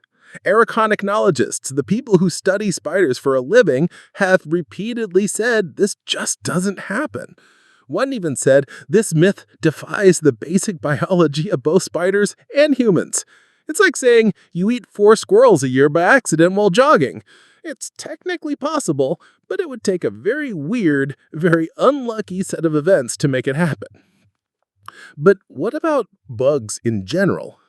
Yes, humans accidentally eat some insects over their lifetime, but it's usually in food, not while sleeping. There are regulations that allow a certain amount of insect parts in things like flour or peanut butter. Sorry, but that's a totally different situation from the spider invasion while you're snoring myth. Spiders, they're predators. They're not drawn to your mouth. They want to chase bugs, not people. Why does this myth keep going? Because it's memorable. It's just gross enough to stick in your brain. Also, it preys on our fear of losing control and our fear of creepy crawlies. Combine those two, and boom, instant viral myth. It's the same reason we believe other sleep myths, like you only use 10% of your brain, or you swallow your tongue if you sleep on your back. Also false, by the way. These ideas are weird, scary, and kind of funny, so we repeat them. They feel like they could be true, which is often all that takes for a myth to spread.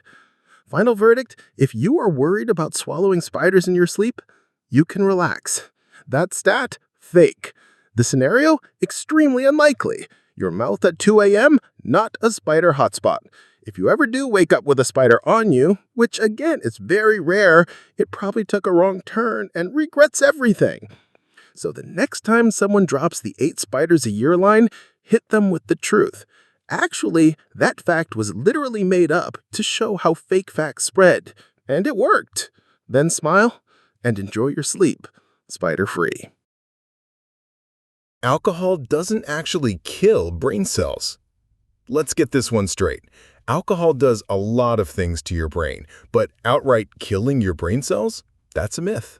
You've probably heard this since high school, right? Every drink you take kills more brain cells. Or maybe someone told you, that blackout last weekend, say goodbye to thousands of neurons. But here's the truth. Alcohol doesn't kill brain cells, not even if you get completely wasted. Let's walk through this, because yes, alcohol messes with your brain, but not in the way you've been told. So where did this myth even come from? Like most long-living lies, it probably came from a mix of good intentions and oversimplified science. At some point, people noticed that alcohol affects brain function, slurred speech, bad coordination, fuzzy thinking, and just ran with the idea that it must be physically destroying brain cells. Also, adults wanted something scary to say to kids, right? Don't drink or you'll lose your brain is way more dramatic than just you'll temporarily slow down your neural transmission speed. But here's the deal. Actual research has looked at this, and the verdict? Brain cells don't just drop dead because you had a glass of wine, or a few beers, or even a hangover-inducing bender. Here's what happens in your brain. Alcohol interferes with the connections between brain cells, not the cells themselves. It slows down the way your neurons communicate. That's why your thoughts feel sluggish, why you slur your words, why do you forget stuff. That's the alcohol changing how your brain works, temporarily. But once the alcohol wears off, most of your brain's basic wiring goes back to normal. Now, if you drink heavily and chronically, we're talking years of alcohol abuse, then yes, you can absolutely damage your brain. But even then, it's not about killing off the actual neurons. What long-term alcohol abuse really does is shrink the connections between those neurons. The brain's white matter, the wiring system, starts to deteriorate. Think of it like fraying internet cables, not exploding computer chips. The cells are still there, but their communication network gets messed up. But wait, what about alcohol poisoning or blackouts? Still not cell murder. Blackouts happen when alcohol interferes with your hippocampus, the part of your brain that stores new memories. It's like trying to hit save on a corrupted hard drive. You're awake, you're talking, you might be dancing, but your brain is just not recording anything. It feels terrifying the next day. What did I do? But again, it's a functional issue, not a death sentence for your neurons. Even alcohol poisoning, which is super dangerous and can shut down parts of your body like breathing or heartbeat, doesn't necessarily involve brain cell death. The damage is real, but it's not like your brain is just evaporating neurons by the sip. So what does damage to brain cells do? Oh, plenty of things. Severe head trauma? That'll kill brain cells. Strokes? Yep, starves parts of the brain of oxygen, leading to cell death. Neurodegenerative diseases like Alzheimer's? Unfortunately, yes. Even chronic sleep deprivation might mess with your brain cell health more than a few drinks. Alcohol, unless you're abusing it long-term and in large quantities, it's not on the kill your cells list. Fun fact, your brain actually makes new neurons. Yep, for years, scientists believed you were born with all the brain cells you'd ever have. And if you lost them, too bad, gone forever. But now we know that's not true. Your brain has a process called neurogenesis, especially in areas like the hippocampus, the same area alcohol messes with short term. You actually grow new brain cells under the right conditions.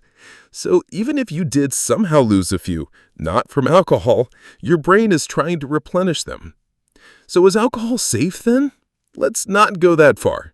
Just because alcohol doesn't kill your brain cells doesn't mean it's harmless. Long-term heavy drinking can shrink your brain volume over time, mess with your mood and memory, lead to serious cognitive decline, damage your liver, your heart, and disrupt your sleep big time. But again, those things are about function and structure, not mass cell death. Bottom line, the next time someone says, "You're killing your brain cells," you can hit them with this. Actually, alcohol doesn't kill brain cells, it just messes with the way they communicate. But I still probably shouldn't do 6 tequila shots in a row. Responsible drinking matters, of course, but it's time we stop treating alcohol like some cartoon villain stomping out brain cells with every sip. That's just not how science works. So go ahead, enjoy your drink if you drink, keep your brain hydrated, and rest easy knowing that your neurons are tougher than that old myth gave them credit for. Touchscreens don't sense heat. Let's do a little test. Take your phone. Use your finger to swipe around. Easy, right? Now, try using your elbow. Works fine. Now try using, say, a pencil eraser, or a spoon, or your cat's paw, if they'll let you. Suddenly, nothing happens. And that's where most people go, "Oh right, it's because touchscreens detect heat." But nope, that's not it. Not even close. Touchscreens don't sense heat at all. They're not tiny infrared cameras waiting for body temperature. They don't care how warm your hands are. In fact, you could press a warm potato against your screen and it still wouldn't register. So, what's actually going on? The myth makes sense, kind of. You probably believe the heat thing because it feels right. After all, your fingers are warm and other objects aren't. Plus, touchscreens don't respond when you're wearing gloves. So people assumed it was about warmth. Logical, right? But logical isn't always correct. And this myth has stuck around for years simply because it sounds believable, and nobody really questions it unless they're in tech, engineering, or just really curious. Here's how touchscreens actually work. Most modern touchscreens, like the ones on your smartphone or tablet, are capacitive touchscreens. That's a fancy way of saying they work by sensing electrical conductivity. Your body, and specifically your skin, carries a mild electric charge, not enough to shock anyone unless you've just shuffled across a carpet, but enough that when your finger touches the screen, it disrupts a tiny electrostatic field just beneath the glass. Imagine your touchscreen as a calm little electric pond. Your finger touches it, zip, a ripple happens. The device reads where that ripple occurred and responds accordingly. It's not measuring temperature. It's measuring changes in electrical charge. That's why most non-conductive materials, like a plastic pen, a piece of paper, or your sleeve, don't work. They don't disrupt the screen's electric field in the right way. So, why don't gloves work? Good question. Regular gloves block the natural electricity from your skin from reaching the screen. They act like an insulator, basically a wall between your finger's electric signal and the glass. But special touchscreen gloves exist, right? That's because they're made with conductive threads, like little metallic fibers woven into the fingertips. Those fibers carry your skin's tiny electric signal through the glove to the screen. Boom! Swipe away. If heat was the key, then wearing warm gloves should work, right? But they don't, because again, it's not about warmth. Why does your cat's paw or a spoon fail? Same reason. No conductivity. Your cat's little keep pop heads, not electrically conductive. A spoon? Also no. It might be metal, but unless it's grounded to your body or artificially conducting charge, the screen doesn't see it. Interestingly, if you wet your hand and then touch a metal spoon, some screens will respond when you touch them with the spoon, because the water and metal are now creating a makeshift conductive path from your body to the screen. kind of like a DIY stylus. And yes, styluses that work on touchscreens are either capacitive styluses that conduct charge through special tips, or active styluses which have electronics inside and communicate directly with the screen through a different system. But just jabbing the screen with something warm won't do a thing. What about resistive touchscreens? Okay, so to be fair, older devices, like some early GPS units or old-school PDAs, used something called resistive touchscreens. Those didn't rely on electricity or conductivity. They worked by detecting physical pressure, like two layers of material being pushed together when you touch them. You could use a stylus, a fingernail, or even the back of a pen. But those types of screens were slower, less responsive, and didn't allow multi-touch. That's why they mostly disappeared after smartphones came along. Today's phones, tablets, and even most ATMs or ticket kiosks, capacitive screens, which means electric field, not heat. Why does this myth matter? Because it's a great example of how we live with tech every single day, and yet most of us don't really know how it works. It's also a reminder that what seems logical isn't always correct. People repeat the heat myth confidently, like it's just common knowledge, and never realize it's totally wrong. Plus, there's something oddly satisfying about understanding the real reason, like unlocking a tiny piece of magic you use all the time. You touch your screen hundreds of times a day, and now you know that every time you do, there's a miniature electric interaction happening.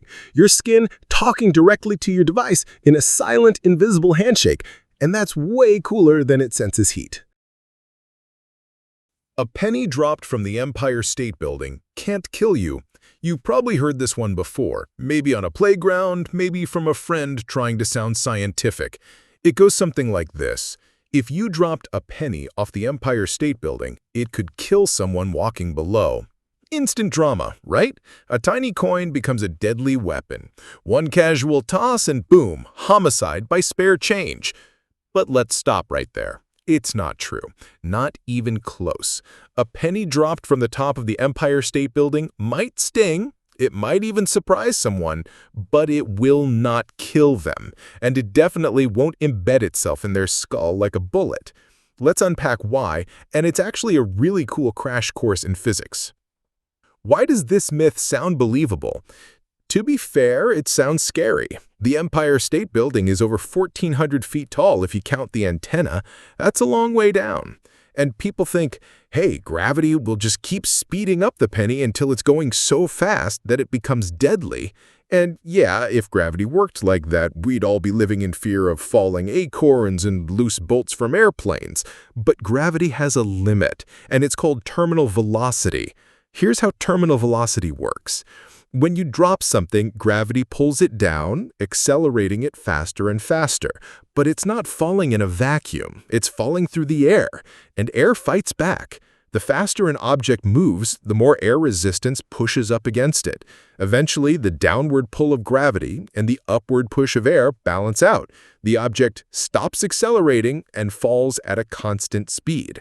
That final speed is called terminal velocity. For a penny, terminal velocity is about 25 to 65 miles per hour, depending on how it tumbles as it falls. Most estimates put it around 30 to 50 miles per hour. That's definitely fast, but it's not deadly. It's more like tossing a penny to someone, hard. Like, dude, chill, hard. It might hurt, it might even leave a red mark, but it's not even close to being lethal. Let's compare it to something actually dangerous. Let's say you drop a bullet from the top of a tall building. That might sound worse, but even a falling bullet, without being fired from a gun, doesn't fall fast enough to be reliably fatal. It still hits terminal velocity before it becomes deadly. That's why celebratory gunfire is dangerous only if the bullet comes down nose first with a lot of spin, not just because it's falling. Now compare that to a flat, lightweight, round object like a penny, which flips and flutters and catches air like a tiny parachute. That thing isn't slicing through anything. It's wobbling its way down like a lazy frisbee. Real experiments have been done. This isn't just guesswork. Scientists and even TV shows have tested this. Mythbusters, yep, the TV show, did a full experiment with a wind cannon to simulate terminal velocity. They launched a penny at the same speed it would reach if dropped from a tall building. Result? The penny didn't pierce flesh, it couldn't even break skin. In another case, physics students from the University of Virginia actually dropped pennies off the top of the Empire State Building in a controlled study. What happened? The coins fluttered like leaves, drifting in the air currents.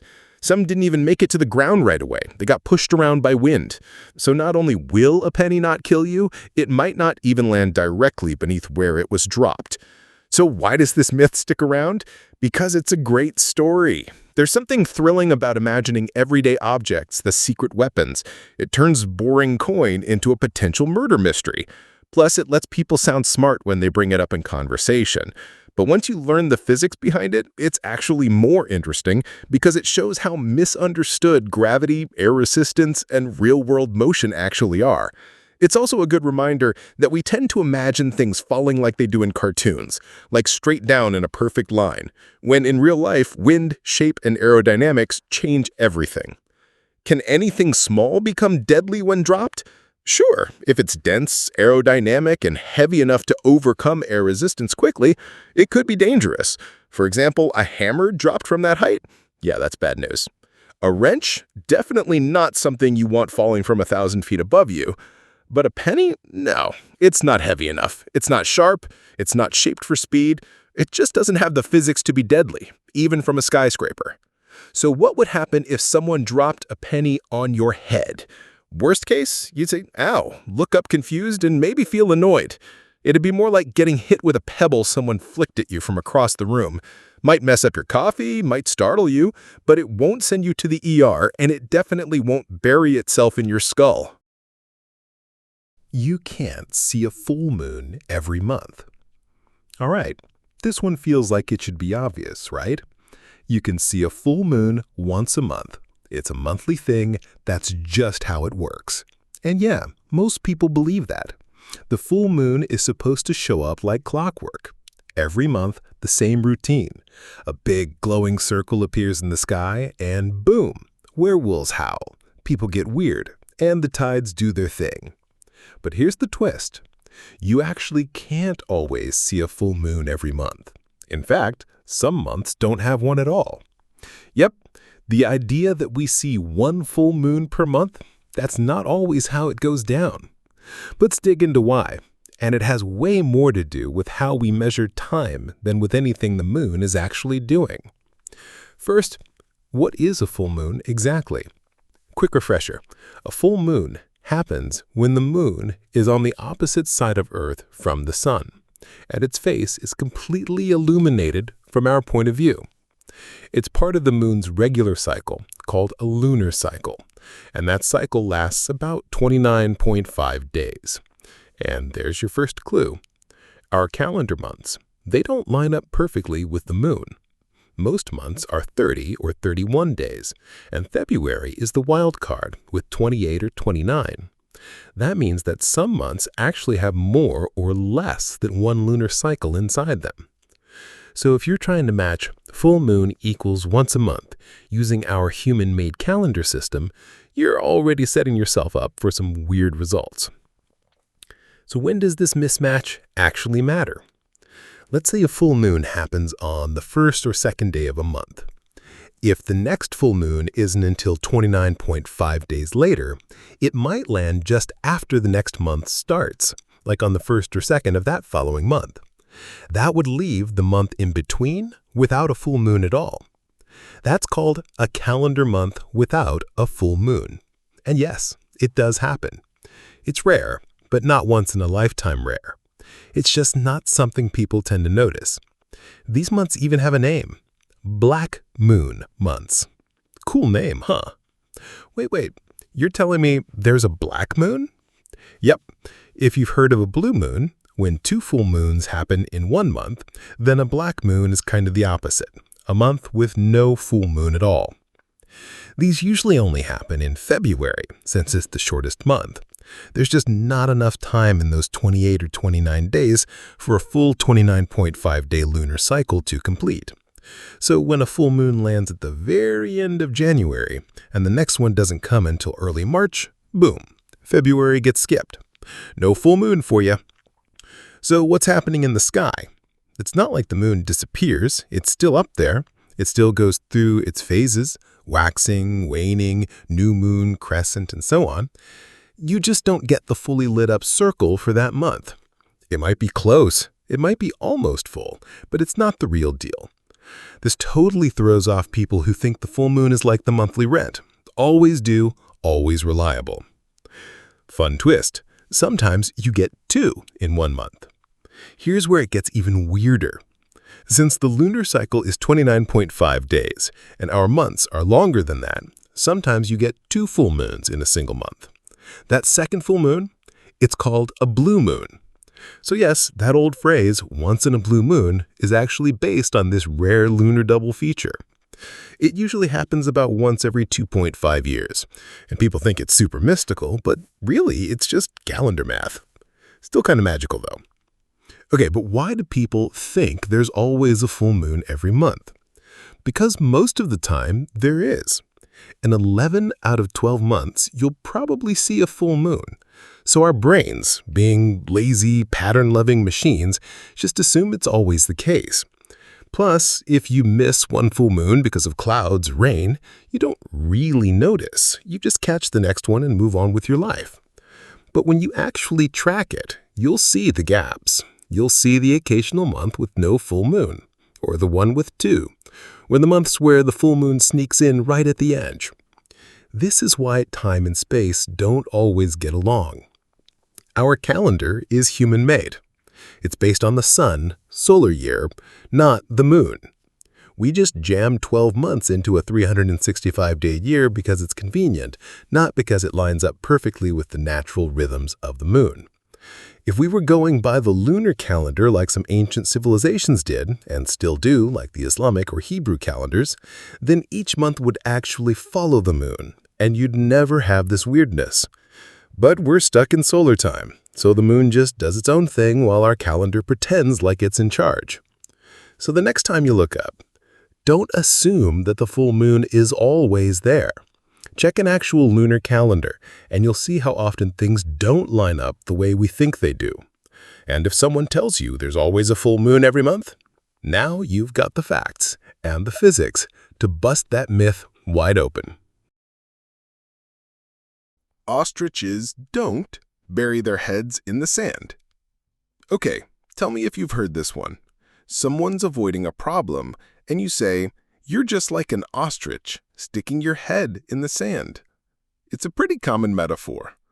The idea is that ostriches are big, dumb birds that panic and hide by shoving their heads into the dirt, hoping the danger will magically go away.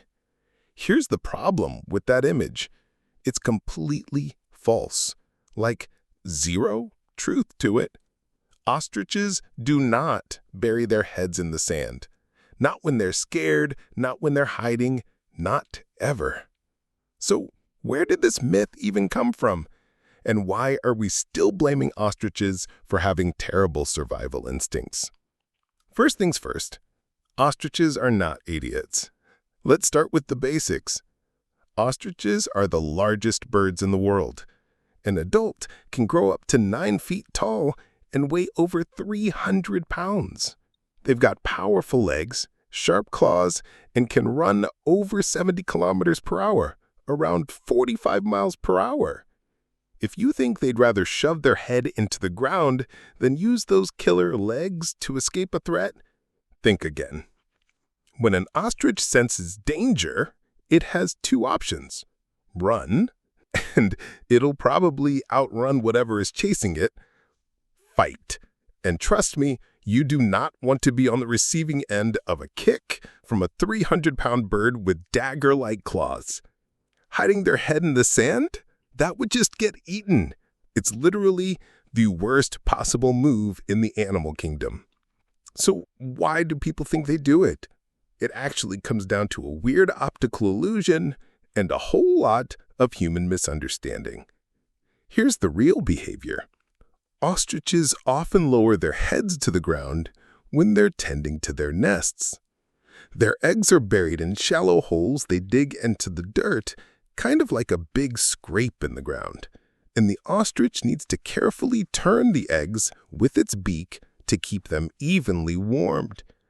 When they do this from a distance, especially in the open savanna, where there's heat shimmer and dry, dusty air, it can look like their heads have disappeared completely, almost like they're jamming their faces straight into the ground. But they're not hiding, they're just being good parents. That simple visual misunderstanding somehow morphed into this full-blown myth about cowardice and self-deception, all because someone didn't walk a little closer and check. Ancient Rome made it worse. You know who really locked this myth in place? The ancient Romans. A writer named Pliny the Elder, who was kind of like the Wikipedia of the first century, a little too confident, not always accurate, wrote something like this. Ostriches hide their heads, thinking that if they can't see the danger can't see them. Now, this wasn't meant to be a scientific observation, more like a poetic little jab. But that line stuck. Over the centuries, it was passed down, repeated, twisted, and eventually cemented into popular culture as scientific fact. Cartoons picked it up, books reinforced it, even school teachers used it as a metaphor. It became so familiar that nobody questioned it. Even though, if you've ever seen an ostrich, like even on video, you'll notice they are not into bearing anything. They literally can't do it. Let's be clear about the logistics for a second. Even if they wanted to bury their heads, they can't. Their necks are long and skinny, built for flexibility and scanning the horizon, not tunneling underground. Their heads aren't shaped like shovels, their beaks aren't digging tools, and their massive bodies aren't designed for crouching that low for long periods. If they tried to bury their head in the sand, it'd be like you trying to shove your face into a carpet for comfort. Not helpful, not practical, and definitely not a survival strategy. What ostriches actually do when scared. So, what do they really do when danger's near? Here's the rundown. Camouflage. If an ostrich sees a threat from far away and it's already lying low, maybe tending its eggs, it might stretch out its neck and flatten itself against the ground to blend in with the surroundings. It's kind of like playing dead, but only temporarily. Run. This is their go-to move. Their legs are built like race cars. They don't need to hide when they can simply outrun lions, hyenas, or whatever else is chasing them. Kick. If backed into a corner, they can deliver a devastating kick that can seriously injure predators. That claw on their foot, it's like a built-in dagger. So yeah, they've got options. Smart, aggressive, and totally not shoving their heads in the sand. So what's the takeaway here? The next time someone uses the phrase, like an ostrich burying its head, you can confidently say, nope, that's a myth. Ostriches are smarter than that. And it's actually a good reminder for all of us. Sometimes the most widely believed ideas, the ones we've heard since childhood, are based on bad observations, ancient guesses, or just cool-sounding metaphors. We just repeat them because, well, everyone else does. But once you dig a little deeper, pun intended, the truth is way more interesting, and in this case, way more respectful to a bird that could knock you flat in under a second. Seasons are not caused by Earth's distance from the sun. All right, let's test your memory for a second. Back in school, do you remember learning about the seasons? Maybe a diagram with a big circle showing Earth's orbit around the sun. And maybe your brain automatically went, oh, okay, so summer happens when we're closer to the sun, and the winter happens when we're farther away. It makes sense, right? Closer equals hotter, Farther equals colder. That's how stoves, bonfires, and light bulbs work. Only that's not what's actually happening. This is one of those sneaky little, sounds logical so nobody questions it, myths, because the real reason we have seasons isn't distance at all. It's tilt. Yep, Earth is tilted, and that tilt changes everything. So what's really going on? Let's break it down. The Earth isn't perfectly upright as it spins around the sun. It's tilted at an angle of about 23.5 degrees. That may not sound like much, but that little lean is the reason we have summer BBQs, autumn leaves, spring allergies, and freezing cold winters. Here's the key. As Earth travels around the sun during the year, different parts of the planet lean toward or away from the sun depending on where we are in the orbit. When your part of the planet is tilted toward the sun, you get longer days, more direct sunlight, and warmer temperatures. That's summer. When your part of the planet is tilted away from the sun, you get shorter days, less intense sunlight, and colder temperatures. That's winter. It has nothing to do with how far Earth is from the sun at that moment. Wait, are we actually closer to the sun in winter? If you live in the northern hemisphere, here's the weird part. Earth is actually closer to the sun, about 147 million kilometers away in early January, when you're freezing your face off. And it's farthest from the sun, about 152 million kilometers away in early July, when you're sweating through your shirt. That totally flips the distance theory. So why is it cold in January and hot in July in places like New York or Paris or Tokyo? Because in January, the northern hemisphere is tilted away from the sun.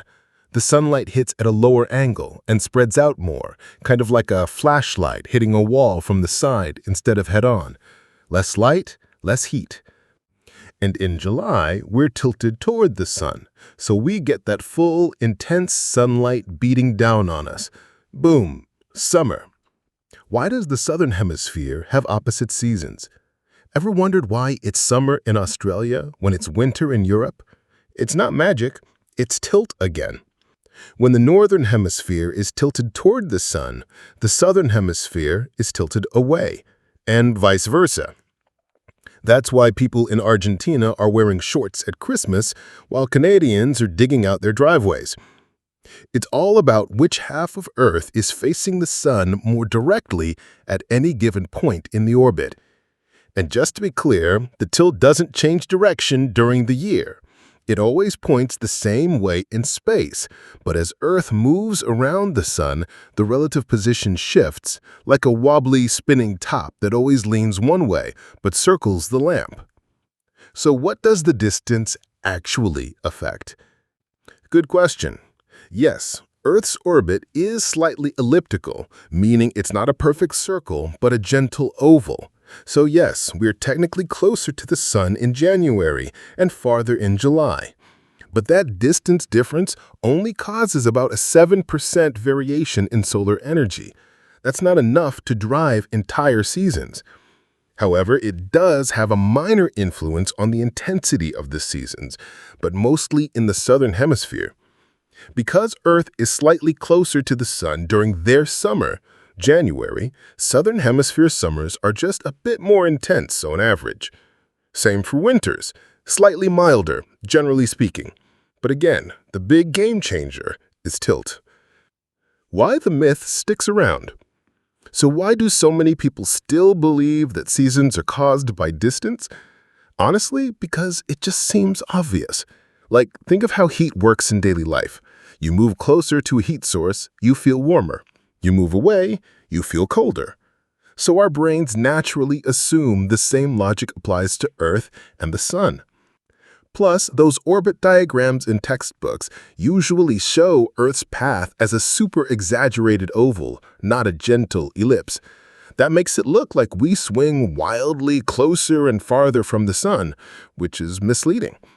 And most people aren't told to question it. You hear it once, it makes sense, and it just stays in your brain, even if it's wrong. One more cool fact. The Earth's tilt isn't just responsible for seasons. It also affects day length, why days are longer in summer and shorter in winter, the height of the sun in the sky, why it's lower on the horizon in winter, the shadows you cast, longer in winter, shorter in summer, the kinds of plants that grow well in each season. So yeah, that little 23.5-degree lean basically shapes everything about how we experience time, weather, and even agriculture. So what should we take away from this? Next time someone says it's summer because we're closer to the sun, you can drop this bit of science and watch their eyebrows raise. Nope, not distance, just tilt. And that tiny tilt is controlling the weather, shaping the calendar, flipping the hemispheres, and giving Earth the most beautiful seasonal rhythm in the solar system. Not bad for something we all misunderstood for years. Napoleon wasn't short. You've heard it 1,000 times, right? Napoleon complex. The classic image of the tiny, angry man with a hand stuffed into his coat, barking orders at taller generals, taking over Europe to prove a point. It's one of the most persistent historical stereotypes out there that Napoleon Bonaparte was short. In fact, it's so baked into pop culture that his name is literally used as a psychological insult. But here's the kicker. Napoleon wasn't short at all. He was completely average. Yep, the legendary tiny tyrant was just a regular-sized guy who got hit with one of the oldest forms of smear tactics in the book, propaganda and a unit conversion error. Let's break it down. So how tall was Napoleon? Historical records list Napoleon's height at around 5 feet 2 inches. But hold up, that's not our 5'2". That measurement came from French inches, which were different from British or American inches.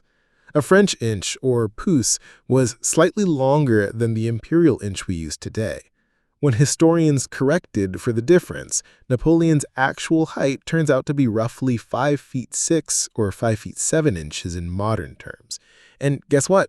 That was average height for a Frenchman in the early 1800s. Not tall, not short, just regular. If Napoleon showed up today, sure, he might not tower over a crowd, but he definitely wouldn't be the smallest guy in the room either. He'd be about the same height as Tom Cruise or Daniel Radcliffe. Nobody's calling them tiny tyrants. So where did the short rumor come from? Good question. Because this myth didn't just randomly appear, it was very much engineered. Let's start with the British. Back in Napoleon's day, France and Britain were at each other's throats, politically, militarily, culturally. The Napoleonic Wars were brutal and dragged on for years. And when you're in a war, attacking your enemy's image is just as important as attacking their army. British political cartoons at the time loved portraying Napoleon as ridiculously short, even childish, a small man with a big ego and an even bigger hat. It made him seem less threatening. It mocked his ambition. It made people laugh, which is exactly what propaganda is designed to do. So, over time, this cartoon version of Napoleon, literally shorter than his soldiers, always looking up, started to replace the real one in people's heads. And it stuck. There's also this fun little footnote. Napoleon was usually seen in public with members of his Imperial Guard, elite soldiers who were specially selected for their impressive height. These guys were tall, like really tall, by 1800 standards. So even if Napoleon was average height, standing next to giants made him look smaller. Kind of like if you're 5'10", but your whole friend group is NBA players. Suddenly, you feel short, even if you're not. Photos didn't exist back then, so public perception came from drawings, rumors, and political spin. All of that just snowballed into Napoleon equals short. The Napoleon complex wasn't his fault. Ever heard of the term Napoleon complex? It's this idea that short people overcompensate for their height by being aggressive, controlling, or power-hungry. Let's be real, that's a pretty lazy stereotype. And while some people might act that way, pinning it on height alone is weak psychology. But because of the myth about Napoleon being short, the term stuck. It wasn't coined until well after he died. Some say it first appeared in the early 1900s, over 100 years later.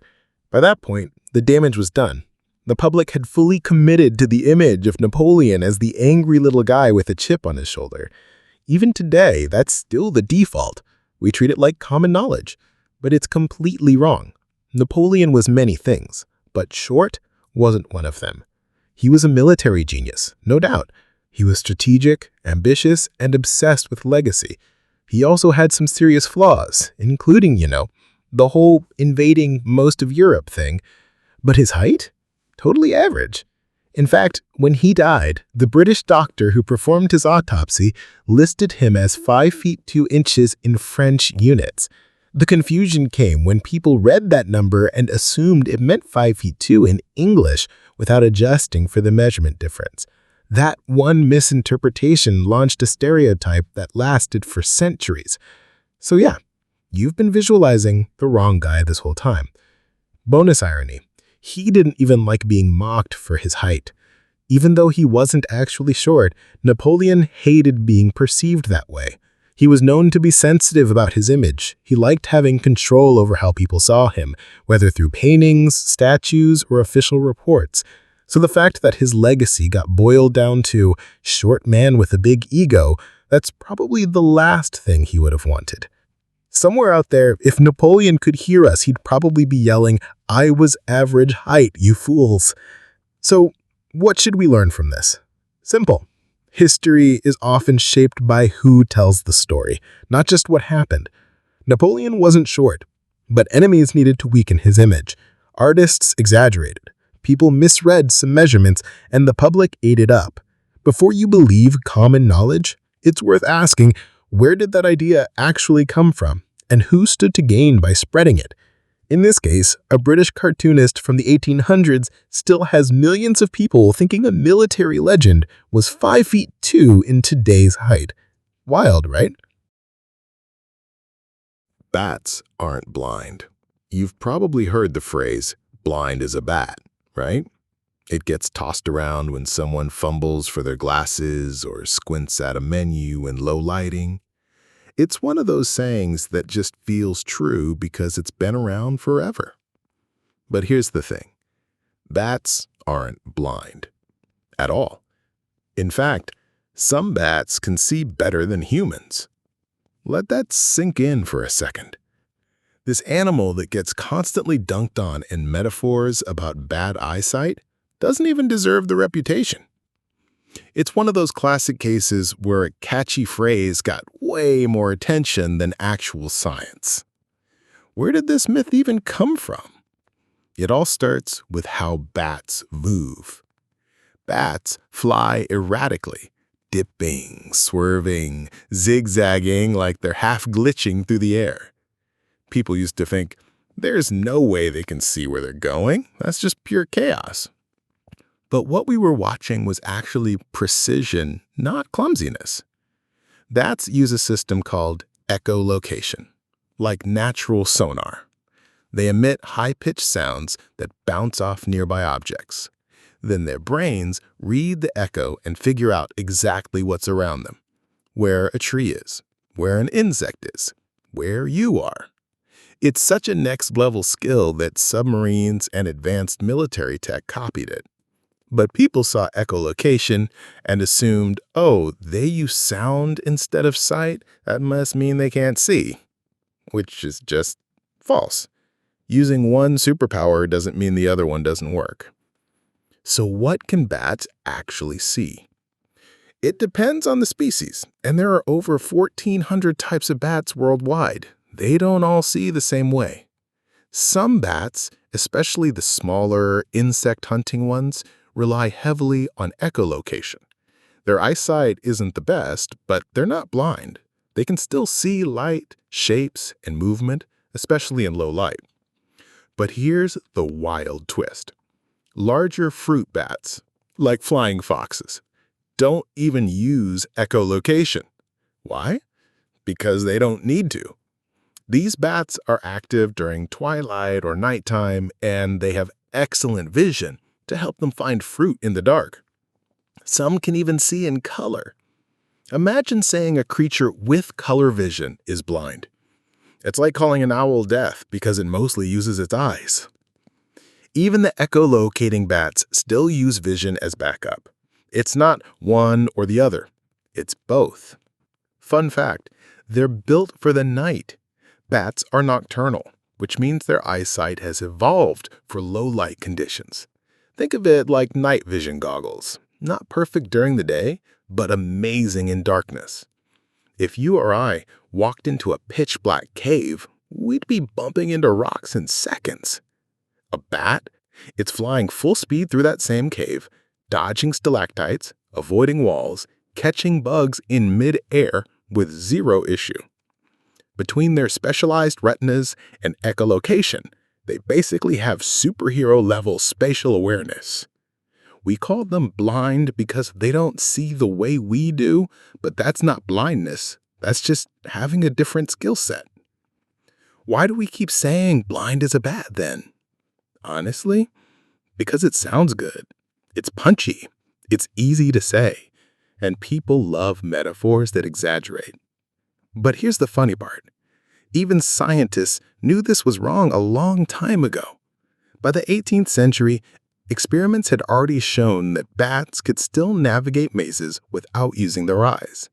When scientists blocked their ears, though, chaos. That's when they realized bats were seeing with sound. Despite that, the myth stuck. It got passed down in books, cartoons, Halloween decorations. We kept associating bats with the spooky, mysterious, and weird, and blind just seemed to fit the vibe. But truth doesn't care about vibes. This myth actually causes real harm.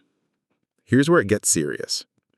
Because we think bats are weird, blind, disease-ridden little creeps, people tend to fear them. They get swatted away, hunted, killed. Their caves get destroyed. And that's a huge problem because bats are super important to ecosystems. Some bats eat tons of insects every night, literally thousands of mosquitoes, moths, and crop-damaging bugs. Farmers love bats, even if they don't always say it out loud.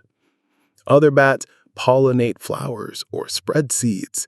They help rainforests regrow and ecosystems thrive. So when we buy into the blind, creepy, flying rodent image, we're not just wrong. We're helping wipe out a species that's actually on our side. So what should we actually say? Next time someone says blind as a bat, you've got two solid comebacks. Actually, some bats have night vision better than yours. Or, you mean echolocation master, right? Either way, you'll sound like the smartest person in the room, and you'll be giving credit where credit is long overdue. Because bats, not blind, not even close. They just see the world in ways we don't.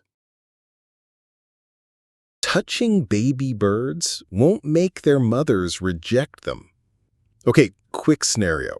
You're out on a walk, maybe in a park or your backyard, and you spot a tiny baby bird on the ground. It's fluffy, looks a little lost, maybe peeping. Instinct kicks in. You want to help.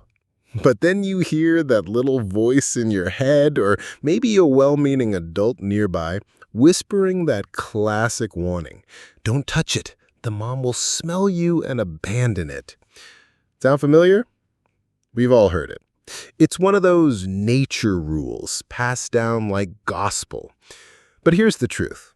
That whole idea is complete nonsense. Touching a baby bird will not make its mom reject it. Not because she's heartless, not because she hates humans, because birds can't even smell you that well to begin with. Where did this myth come from? This myth is like a perfect mix of fear and good intentions. People want to protect wildlife, especially babies. So someone, maybe decades ago, figured the best way to keep kids from messing with baby animals was to scare them a little. Don't touch, or the mom will never take it back. It sounds traumatic. It feels sad. And because it sounds like something nature would do, it stuck. Over time, it turned into one of those everybody knows facts, even though it's just wrong. Let's break it down. What's really going on? First off, most birds have a terrible sense of smell. Not all. There are exceptions, like vultures or seabirds that rely on scent. But the average songbird barely uses its nose for anything. Their senses are geared toward vision and sound. So if you touch a baby bird and you leave your human scent on it, guess what? Mom doesn't notice. Or if she does, she doesn't care. Birds don't think, "Oh no, a human has defiled my child with foreign molecules." They think, "Is this my baby? Is it alive? Can I feed it? Great, let's go." That's the priority. But why are baby birds even on the ground? Here's the other half of the story people often get wrong. When you see a baby bird out of the nest, flopping around awkwardly on the ground, your first thought might be, "Oh no, it fell. It needs help." But in most cases, it didn't fall. It left on purpose. It's called fledging, a normal part of a bird's life. Around 2 to 3 weeks old, depending on the species, baby birds get booted out of the nest before they can fly perfectly. They hop, stumble, flutter around on the ground or low branches while they figure out how to use those wings. And guess what? The parents are usually nearby, watching. They're just not dive-bombing you every second, so it's easy to assume the baby's alone. If you scoop that bird up and bring it inside, thinking you're rescuing it, you might actually be doing more harm than good. So what should you do if you find one? Let's say you find a baby bird and it really looks helpless. Maybe it's in the middle of the road or a place with dogs or people stomping around. Here's what you can do. If it's feathered and alert, it's probably a fledgling. Leave it alone. Keep pets away. Give it space. The parents are handling it. If it's naked or has closed eyes, it might be a nestling. And yeah, it probably fell or got tossed out. In that case, gently place it back in the nest if you can see it and reach it safely. And don't worry about contaminating it with your scent. The parents won't care.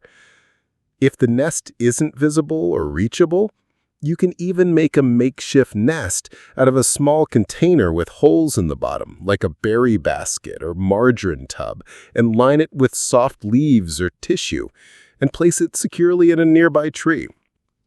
The parents will find the baby and keep feeding it there. But what if the mother really is gone? That's rare. Bird parents are incredibly attentive. Some species feed their young dozens of times per day. Most of the time when people think a baby's been abandoned, the parent is just off collecting food or watching from a distance. But if hours go by and the chickie is clearly cold, weak, or not being fed, you can contact a local wildlife rehab center. These folks are trained to step in when human help is actually needed. Just don't assume that your human smell will trigger some bird version of parental rage quit. That's not how this works. So why does this matter? This isn't just about clearing up a fun fact. It's about how we treat wildlife. The "don't touch or the mom will reject it" myth teaches fear, that nature is fragile and easily broken. But most animals, birds included, are surprisingly resilient. The real rule should be observe first. Understand what's going on. Then act if needed, but with care, not panic. Because not everything on the ground is in danger. Not every touch is a tragedy. And not every old saying is true, no matter how often we hear it. Diamonds aren't the rarest gemstone. All right, let's talk about diamonds.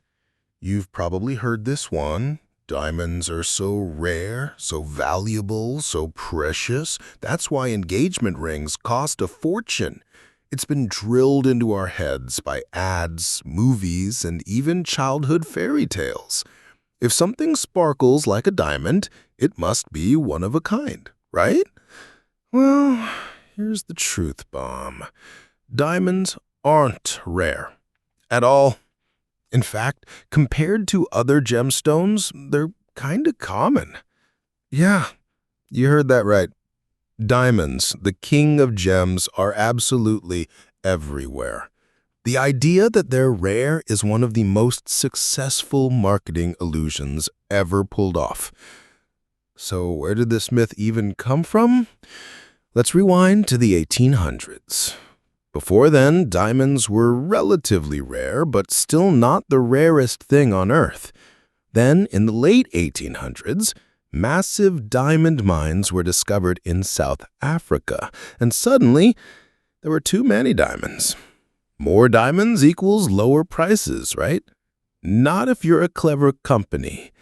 Enter De Beers, the diamond company that pretty much invented the idea that diamonds are rare, luxurious, and necessary for love. They didn't just mine diamonds, they controlled the supply. As in, they held on to millions of diamonds and released just a little at a time. They created the illusion of scarcity, even though they were swimming in diamonds. But here's the real genius part. They didn't just limit supply, they created demand. They launched a massive advertising campaign in the 20th century, and with one powerful slogan, they changed everything. A diamond is forever. Boom. Now, diamonds weren't just shiny rocks, they were eternal love, a symbol, a must-have. Suddenly, everyone thought they needed a diamond ring to propose. Not because diamonds were rare, but because we were told they were. So, what gemstones actually are rare? Let's take a look at some stones that make diamonds look basic. Tanzanite, found in only one place on Earth, a small area near Mount Kilimanjaro in Tanzania. Geologists estimate that the entire source of tanzanite might be depleted in just a few decades. Alexandrite. This wild gem actually changes color in different lighting. In daylight, it's green or bluish. Under indoor light, it turns reddish purple. Super rare and very hard to find. Painite. For years, there were only a handful of known specimens. Even now, it's one of the rarest minerals ever discovered. Grandidierite, found mostly in Madagascar. Beautiful blue-green hue, very few gem-quality pieces exist. Red beryl, way rarer than diamonds. One estimate says for every 150,000 diamonds, only one red beryl is found. That's just scratching the surface. There are dozens of stones more rare than diamonds. Some you've probably never heard of, and most you've never seen in a jewelry store. Why are diamonds everywhere if they're so rare? Simple answer, because the supply is tightly controlled and the marketing is flawless. Diamond companies don't flood the market with their full stash. That would crash prices. Instead, they release a limited number of stones, keep demand artificially high, and protect the illusion of exclusivity. It's also why diamonds tend to lose value the moment you buy them. Ever try selling a diamond ring back to a jeweler? You might be shocked at how little they offer for it. That's because there's a massive surplus of diamonds in your world, but companies want you to think they're ultra rare. So when you try to sell yours, it suddenly becomes not so special. So what does this mean for engagement rings? Don't worry, if you love your diamond ring, that's totally fine. There's nothing wrong with the stone itself. Diamonds are beautiful. They're incredibly hard. They sparkle like crazy. That's why we like them. But if you're about to buy one, or you're just curious, it's worth knowing that the emotional weight we attach to diamonds was carefully designed. You're not buying rare earth magic, you're buying into a well-crafted story. And hey, if you want a stone that's actually rare, look into those gems we talked about earlier. You might find something even more stunning, with a story that hasn't been copied and pasted into a million engagement photos. Bottom line is, diamonds aren't rare. They're carefully marketed. And the whole scarcity equals value thing, that's not always true, especially when someone controls the supply behind the curtain. So, next time someone says diamonds are forever, just smile and remember, so is clever advertising. Dogs don't sweat through their tongues. Okay, quick question. How do dogs sweat? Most people will answer through their tongues. That's why they pant. Seems obvious, right? After all, a panting dog looks like it's trying to cool off. Tongue out, breathing fast, like a fuzzy, overheated treadmill user. But here's the twist. Dogs do not sweat through their tongues. Yeah, it's one of those facts that just feels true, but totally isn't. Panting does help dogs cool down, but not because sweat is coming out of their tongues. Let's dig into what's really going on here, because it's way cooler than you'd think. Where do dogs actually sweat from? Ready for it? Their paws. Dogs do have sweat glands, but they're not spread all over their bodies like ours. Instead, most of a dog's actual sweat glands are located in their paw pads. So yes, your dog can sweat, but it's limited, and it happens in kind of a weird place. Ever notice those little wet paw prints your dog might leave on the floor on a hot day? That's not drool. That's actual sweat coming from the bottom of their feet. But sweating through the paws isn't enough to cool down their entire body, especially if they're running around outside in the sun or getting anxious during a vet visit. That's where panting kicks in. So what's panting really doing? Panting is basically a dog's personal air conditioner. Here's how it works. When a dog pants, it breathes in short, shallow bursts. This pulls air rapidly over the moist surfaces inside its mouth, tongue, nasal passages, and upper respiratory tract. That air evaporates the moisture, not sweat, just saliva and internal moisture, and evaporation equals cooling. It's the same way sweating works in humans. We don't cool off because we're wet. We cool off because the evaporation of that moisture pulls heat away from our bodies. Dogs are doing the same thing, just from inside their mouths and throats, not from their skin, and definitely not by sweating out of their tongues. So while panting is crucial for cooling off, it's not about sweat glands at all. It's all about evaporative cooling through breathing. But wait. Why don't dogs just sweat like us? Because dogs are built differently. Humans are weirdly good at sweating. It's one of the things that made us great long-distance hunters way back in the day. We can run for hours in the heat because our bodies are covered in sweat glands. It's like we're built to be portable swamp coolers. Dogs, on the other hand, are covered in fur. Sweating through all that hair would just trap the moisture and make things worse. Imagine wearing a soaking wet wool blanket. Not refreshing, right? So instead of sweating everywhere, dogs evolved other systems for cooling off, mainly panting plus limited sweating from the paws. Some breeds even use their ears a bit for heat exchange, since blood vessels there can help dissipate warmth. And fun fact, some breeds handle heat way better than others. Greyhounds and Dalmatians, for example, are better at managing body temp than chunky bulldogs or thick-coated huskies. So where did this myth even start? Probably from a simple mix-up. People saw dogs panting and thought, that must be them sweating, which is kind of logical. When we get hot, we sweat. When dogs get hot, they pant. So we just connected the dots. Plus, the tongue looks like it's doing something. It's all wet, hanging out, dripping. It feels like a cooling device. So the myth just stuck around, even though it's not scientifically accurate. But once you understand that it's the evaporation, not sweat, that cools them down, the whole system makes a lot more sense. So how can you help your dog stay cool? Now that you know dogs don't sweat the way we do, you can be a little more proactive when it gets hot out. Give them shade and water. Obvious, but essential. Avoid walking on hot pavement. Remember, their paws are sensitive and sweaty. Let them chill indoors during heat waves. AC is your dog's best friend. Don't leave them in a hot car. Ever. Not even for a few minutes.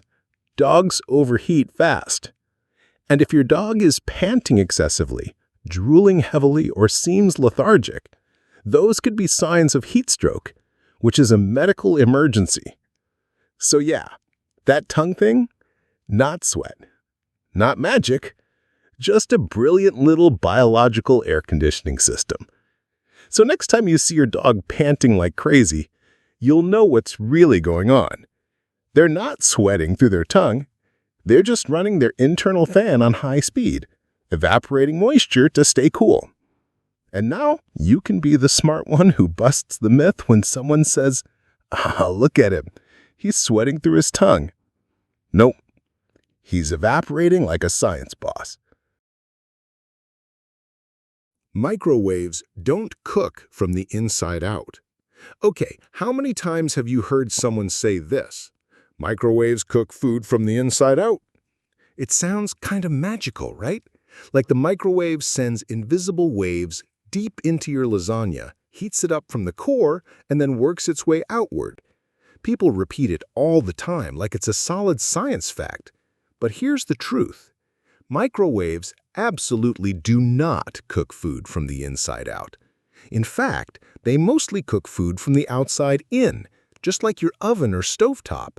Yep, all those times you nuked a frozen burrito and found the outside blazing hot but the center still ice cold, that wasn't a microwave glitch. That's just how microwaves actually work. Let's break this myth down, because the real science is weirdly cool and super misunderstood. Where did this myth come from? Honestly, it probably started because microwaves cook faster than conventional ovens. And because the surface of the food doesn't always get as crispy or brown, people assume the heat must be coming from the inside, kind of like reverse cooking. But what's really happening is a little more nuanced. The way microwaves heat food is different, but not that different. And understanding it starts with what microwaves actually are. What is a microwave really? A microwave, the wave, not the box, is a type of electromagnetic radiation, similar to light waves, radio waves, or infrared. The microwave oven shoots these waves into your food using something called a magnetron. Yes, that sounds like a supervillain weapon. These waves bounce around inside the metal box, penetrate into your food, and excite the water molecules inside it. Basically, the waves cause the water molecules to vibrate a lot. That vibration creates friction, and that friction turns into heat. That's how the food gets hot. But here's the catch. How deep do microwaves actually go? Not very far. In most foods, microwave energy only penetrates about 1 to 1.5 inches below the surface. After that, the energy starts to fade out. So what happens to the inside of your food? How does that get hot? Just like in a regular oven, through conduction. The outer layer gets heated by the microwaves, and then that heat travels inward, slowly warming the center of the food. So no, the center of your burrito isn't getting zapped directly. It's just riding the wave of heat coming from the outside. That's why thick or dense foods often end up unevenly heated. And that's also why microwave instructions always tell you to stir halfway, let it sit, or cover it to give heat a better chance of moving evenly. But wait, sometimes the middle gets hot first. Yes, and that's where this myth gets sticky. In certain cases, the center of the food might heat up faster, but it's not because the microwaves are magically targeting the core. It's usually because the center contains more moisture, or because the food has irregular shape or density. Microwaves love water. If the core of a dish has more liquid, like a saucy center in a stuffed pastry, that part might absorb more microwave energy and heat up quicker. So people assume it's cooking from the inside out, but it's really just a moisture imbalance, not a microwave superpower. Also, some plastic containers or microwave-safe plates block or reflect microwaves, which affects how evenly food cooks. That's why rotating turntables help, and why pausing to stir is such a game changer. Why does the outside sometimes stay soft? Another reason people think the inside gets cooked first is because the outer part of the food doesn't always get that crispy, browned texture like in a conventional oven. That's because microwaves don't get hot enough to trigger the Maillard reaction, that delicious browning process that happens when food hits high dry heat, like in baking, frying, or roasting. So yeah, the outside might feel soggy or pale, but that doesn't mean it wasn't heated first. It just wasn't heated the same way as it would be in a regular oven. So how do you actually microwave food better? Now that you know microwaves aren't cooking from the inside out, here's how to get better results. Stir halfway. This evens out the temperature. Use round containers. They heat more evenly than square ones. Cover your food. It traps steam and helps conduct heat better. Let it sit. Resting time allows heat to finish moving into the center. And use lower power settings. Sometimes nuking food on full blast just heats the edges too fast and leaves the middle cold. A slower cook allows more even distribution. Microwaves, misunderstood, not magical. So the next time someone tells you that a microwave cooks from the inside out, you can drop the truth bomb. Nope. It mostly cooks the outside first, just like a stove, just faster. And if your frozen dinner still has a cold center, don't blame the technology, blame physics. Or better yet, just stir your soup. Chameleons don't change color to blend in. Okay, quick question. What's the first thing that pops into your head when you think of a chameleon? Let me guess, that they can change colors to match their surroundings, right? Like they're these sneaky little camouflage experts, turning green on a leaf, brown on a branch, maybe even purple if they're near a flower. It's one of those everyone knows this facts. Teachers mention it, cartoons show it, textbooks used to repeat it like gospel. But here's the deal. That whole chameleons change color to blend in thing? Not really true. Or at least, not in the way people think. Yes, chameleons change color, but no, they're not doing it to disappear into the background like tiny reptilian ninjas. What they're actually doing it for is way more interesting and kind of emotional, actually. Let's break it down. So why do they change color then? Turns out, chameleons are way more drama queens than spies. Their color changes are less about camouflage and more about communication, temperature, and mood. Yep, mood. A chameleon flashes different shades the same way we might frown, smile, blush, or go pale. They use their skin like a living billboard, sending signals to other chameleons, expressing how they feel, or regulating their body temperature. For example, feeling threatened, a male chameleon might turn bright and bold like a warning flare. Trying to impress a female, he'll show off with some flashy, vibrant colors. Feeling cold, he might go darker to absorb more heat. Feeling chill and calm, he'll fade to earthy greens or browns, his resting shades. So, in a way, yeah, they do sometimes match their environment, but not to hide, more to reflect how they're doing internally. Wait, so they do ever camouflage? Yes, but not in the Hollywood way you're picturing. Most chameleons already look like their environment by default. Their base colors, like olive green or dusty brown, naturally blend in with leaves, branches, bark, etc. So technically, they're already camouflaged, but not because they changed into it. That's just how they're built.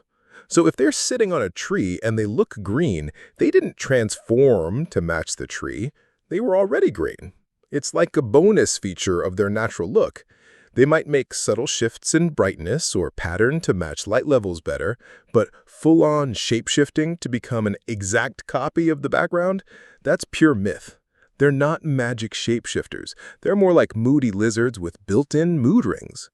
So how does color change actually work? Here's where it gets real sciencey and real cool. Chameleons don't just have colored pigments under their skin. What they have are special skin cells called iridophores, which are packed with tiny nanocrystals that reflect light. Yeah, nanocrystals. That sounds like something Iron Man invented, but it's real biology. When a chameleon wants to change color, it adjusts the spacing between those nanocrystals. That changes how light bounces off them, which changes what color we see. Tighten the spacing, you get blues and greens. Loosen the spacing, you get reds and yellows. It's not like they're pushing pigments around. It's more like they're tuning their skin like a guitar string, and the music comes out as color. Pretty wild, right? So where did the myth come from? Cartoons mostly. Over the years, animation and pop culture decided it would be funny or magical if chameleons could vanish by becoming the color of whatever they stood on, walls, desks, even plaid shirts. It's great for comedy, terrible for science. And once that idea got lodged in people's heads, it just stayed there. Teachers repeated it, textbooks oversimplified it. Kids grew up thinking chameleons were nature's ultimate camouflage artists. But nope. They're more about social cues than stealth. Think of them as the extroverts of the lizard world, always broadcasting their feelings through their skin. Bonus weirdness, not all chameleons are colorful. Here's another twist. Not all chameleons are flashy rainbow machines. Some species barely change color at all. They might shift between light and dark versions of brown or green, just enough to regulate temperature or signal distress. And the really flashy ones? Usually males. Because just like with peacocks, bright colors are often used to attract mates or intimidate rivals. So the whole color-changing ability is a social tool, not a hiding mechanism. And the flashier the species, the more dramatic the mood swings. Visually, anyway. So the takeaway is, chameleons don't change color to hide from you. They change color to talk to each other, to deal with stress, to show off, or to regulate body heat. So next time someone says, "Whoa, look at that chameleon blending in," you can gently hit them with the truth. Actually, it's probably flirting, or anxious, or just cold. Black holes don't suck things in. All right, let's talk about one of the most misunderstood cosmic monsters in the universe, black holes.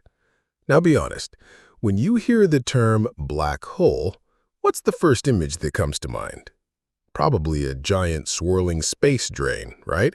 Something like a cosmic vacuum cleaner just sucking up stars, planets, spaceships, astronauts, anything that gets too close.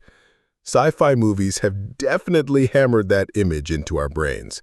One second you're floating around peacefully in space, and then suddenly, whoosh, you're getting yanked into a black hole like it's some kind of galactic Roomba. But here's the thing. Black holes don't actually suck things in. There's no cosmic straw, no hungry space monster with a vacuum mouth. It's not suction. It's gravity. And believe it or not, it works exactly like any other gravity you're already familiar with. Let me explain. So what even is a black hole? Let's keep it simple. A black hole is basically a region of space with gravity so strong that not even light can escape it. It's what you get when a really massive star collapses in on itself. It becomes so dense, so compact, that it warps space and time like nothing else we know of. Imagine stuffing the entire mass of the sun into a sphere just a few kilometers wide. That's the level of compression we're talking about.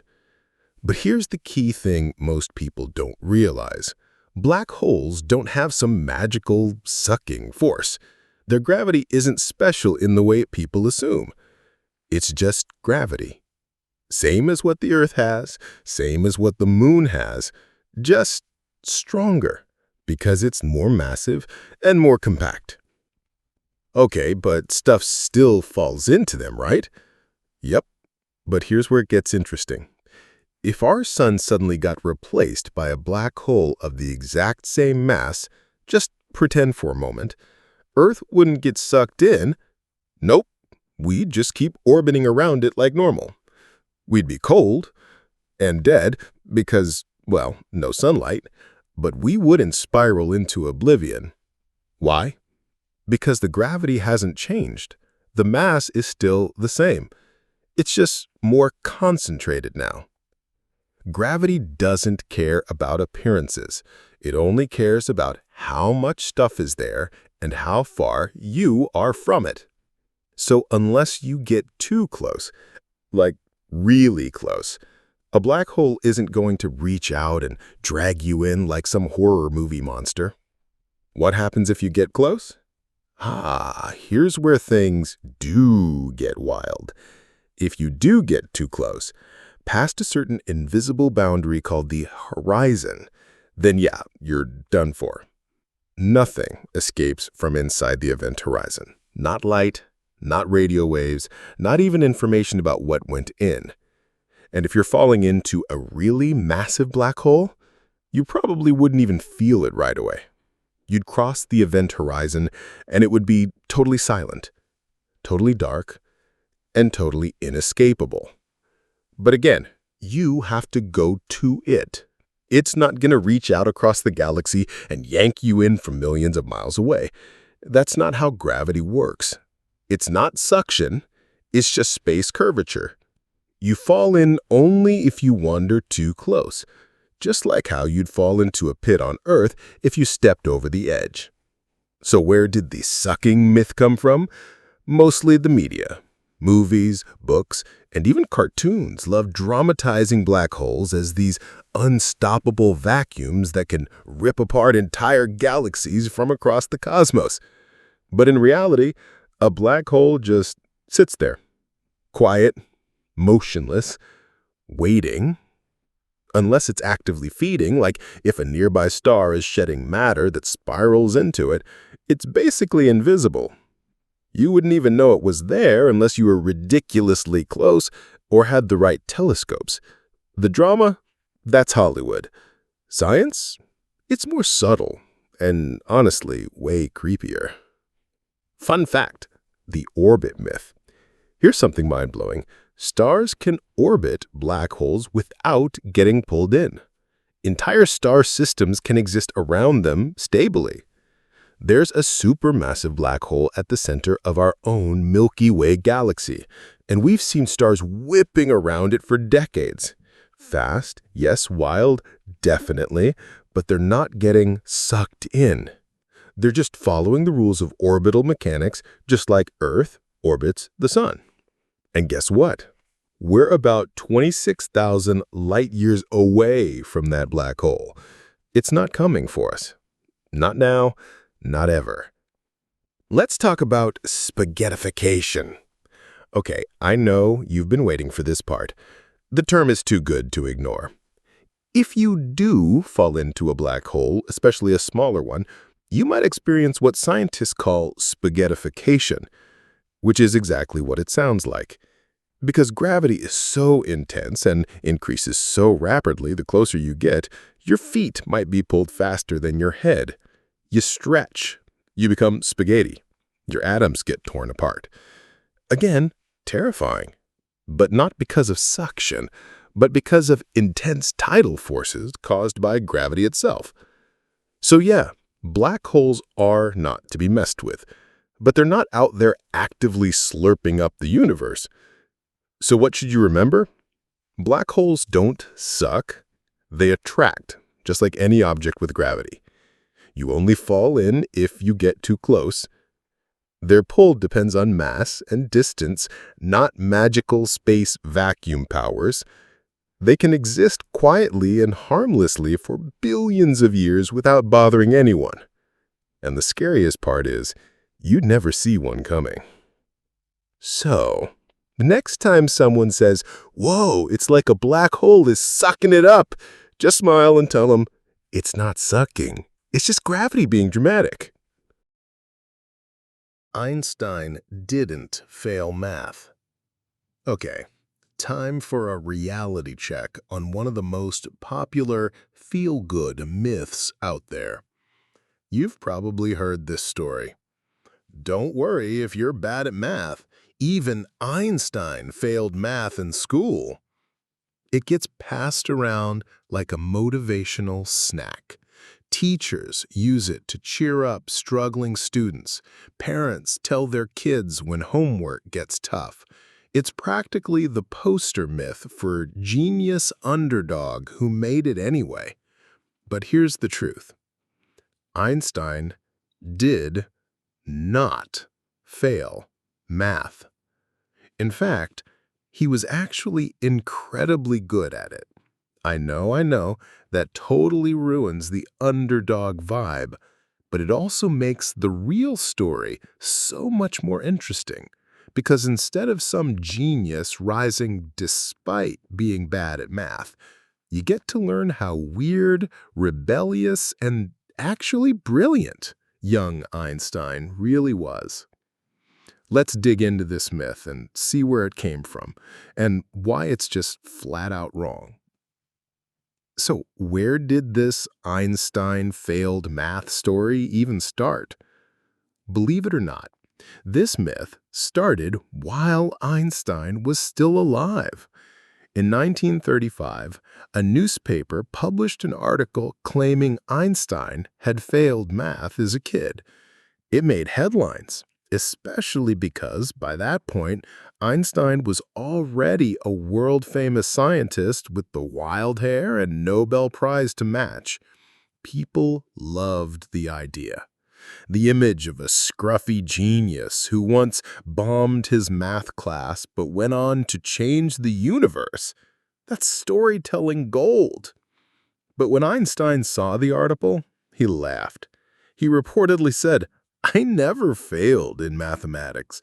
Before I was 15, I had mastered differential and integral calculus." Let that sink in for a second. By age 15, Einstein was already working with calculus, the stuff that usually terrifies high school seniors. He didn't fail math. He devoured it. The truth about Einstein's school life. Here's where things get juicy. Einstein wasn't a straight-A golden boy, but his struggles had nothing to do with math ability. His real issues were more about authority and rigid school systems. He grew up in Germany, where the school system at the time was super strict, very memorization-heavy, and not exactly friendly to creative thinkers. Teachers expected students to obey, not to question. That didn't sit well with young Albert, who was always full of questions and not afraid to challenge adults. So yes, Einstein got average grades in some subjects, especially ones he found boring, like language and rote memorization stuff.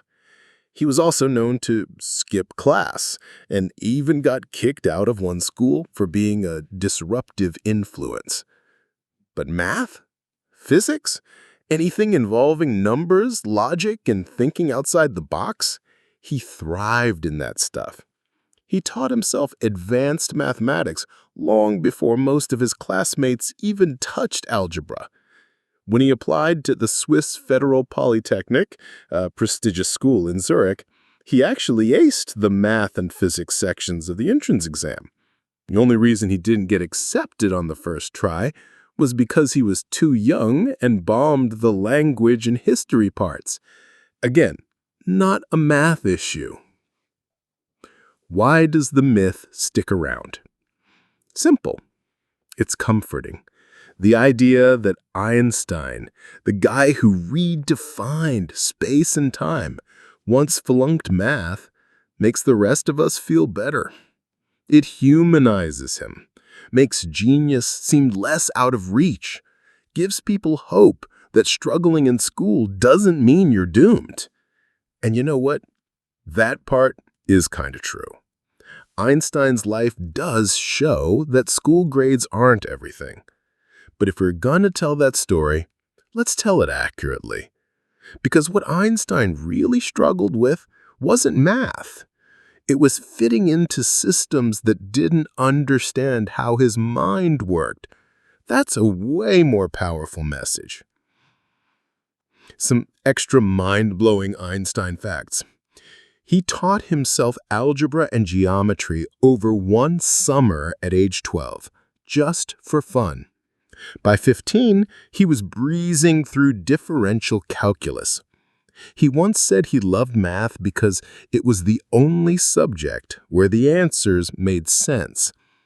Later in life, he collaborated with some of the best mathematicians of his time to develop the theory of general relativity, which required mind-bending geometry and tensor calculus. This man wasn't afraid of math. He lived in it. What we can actually learn from Einstein's real school struggles. The truth is, Einstein's story is inspiring, but not because he overcame bad grades. It's inspiring because he refused to let a rigid school system box him in. He was curious, relentlessly curious. He read outside of class, followed his own questions, challenged what teachers said, and built his own understanding of how the world worked, even when that made him unpopular or got him in trouble. So instead of saying, even Einstein failed math, maybe what we should be saying is, Einstein questioned everything, and that's what made him brilliant. That's a much better message, right? So let's set the record straight. Einstein did not fail math. He was actually ahead of his time in mathematical ability. His school issues were more about authority and rigid school systems, not intelligence. And the real lesson here is about curiosity, questioning, and staying hungry to learn, even if the system doesn't reward it. So yeah, next time someone pulls out that old line, don't worry, Einstein failed math too. Just smile and hit them with the truth. And hey, you never know. You might be sitting on your own theory of relativity right now. You just haven't written it yet. The brain doesn't feel pain. Okay, this one's going to sound weird at first, but your brain, the command center of your entire body, the place where you feel everything, can't actually feel pain itself. Yep, let that settle for a second. The very organ that tells you when you've stubbed your toe, cut your finger, or eaten something way too spicy is completely numb to pain. Now, you might be thinking, wait, that makes no sense. I get headaches, migraines, brain freeze. Are you telling me that all of that has nothing to do with the brain feeling pain? Exactly, because what you're feeling in those moments isn't your brain hurting, it's other parts of your head doing the complaining. The blood vessels, muscles, meninges, that's the lining around your brain, or even your scalp. But the brain itself, the big jelly-like lump of tissue inside your skull, totally pain-free. Let's dig into how that works and why it's actually kind of amazing. Why doesn't the brain feel pain? The short answer, it doesn't have pain receptors. Pain receptors, also called nociceptors, are these specialized nerve endings that detect damage or danger and send signals to the brain to say, ouch. But here's the kicker. While your skin, muscles, joints, and organs are loaded with these little alarm systems, the brain itself doesn't have them. That's right. Inside the actual brain tissue, no pain receptors. You could poke it, cut it, even do light surgery on it, and the brain wouldn't react. Which, fun fact, is exactly why some brain surgeries are done while the patient is wide awake. Wait, you can be awake during brain surgery? Yep, that's not sci-fi. That's real medicine. It's called awake brain surgery, and doctors sometimes use it for operations involving parts of the brain that control language, movement, or memory. The patient stays conscious so surgeons can monitor how their brain responds in real time while avoiding critical areas. And because the brain doesn't feel pain, the patient isn't in agony while this is happening. The skull and scalp, which do feel pain, are numbed with local anesthesia. So once the brain is exposed, it's kind of peaceful, in a creepy science way. There are real videos of this. Patients playing the violin, answering questions, even singing during brain surgery. Sounds like a horror movie, but it's pure neuroscience. So what about headaches? Great question. Headaches don't come from pain in your brain. They come from pain around it. When you have a headache, what's actually hurting could be tight muscles in your neck and scalp, inflamed blood vessels, swelling or irritation in the meninges, that's the lining around your brain, or even your jaw, posture, or eye strain. All those things have pain receptors, and when they get irritated, they signal the brain that something's wrong. But the brain itself?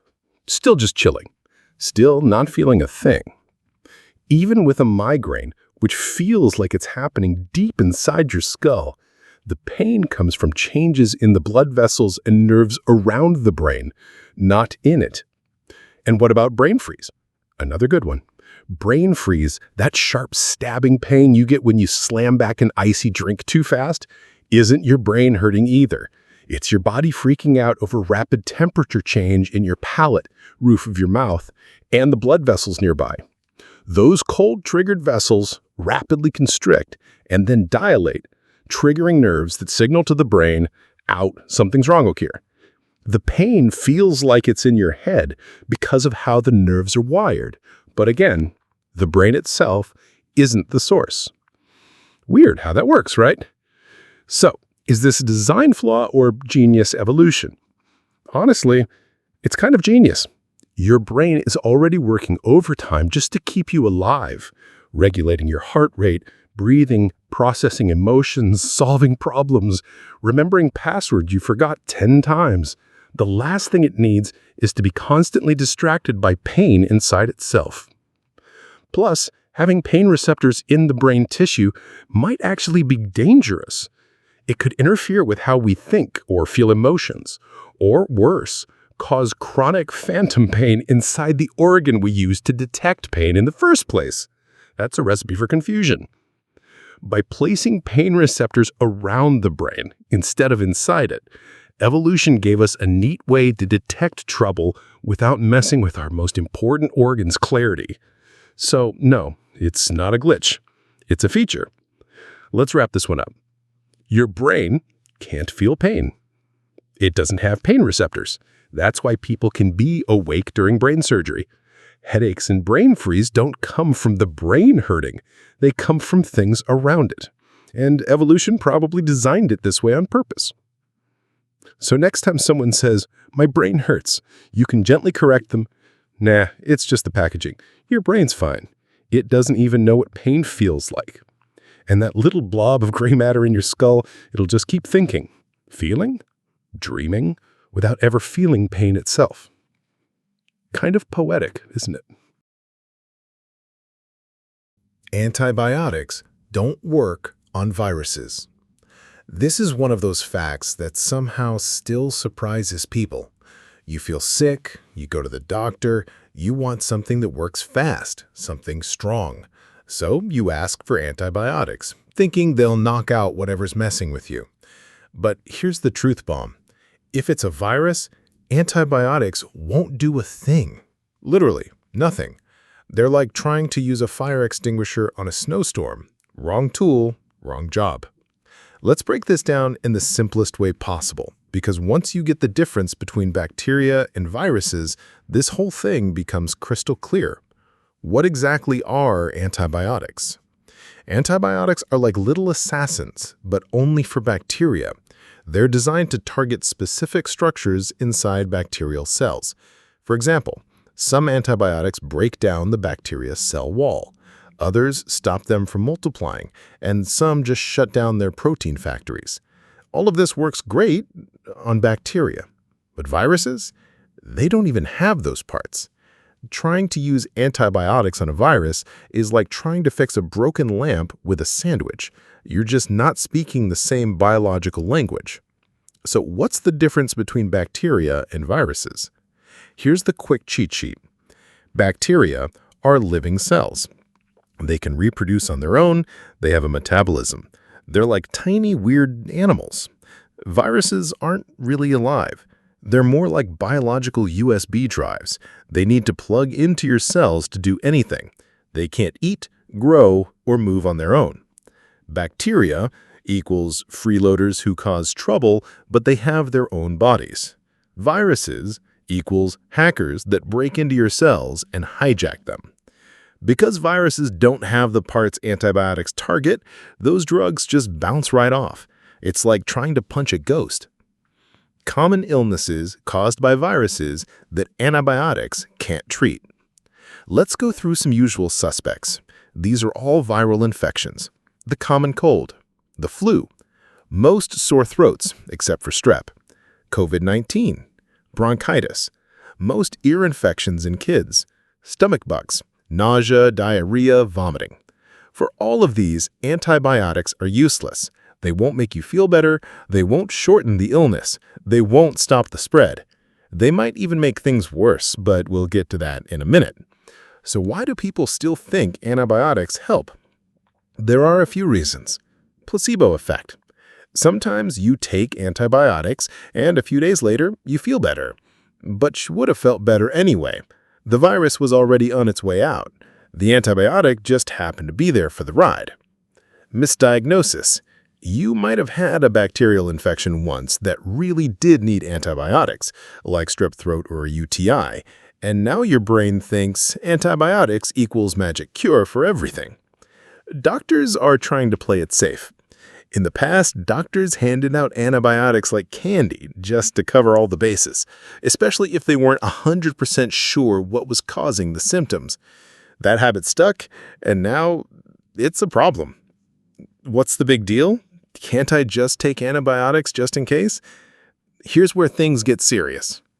Every time we use antibiotics when we don't need them, we're helping create superbugs, bacteria that are immune to the drugs. These resistant bacteria are like villains that survive the attack, then come back stronger. They multiply, they evolve, they learn, and one day, the antibiotics we've depended on for decades might stop working. That's not a distant sci-fi future.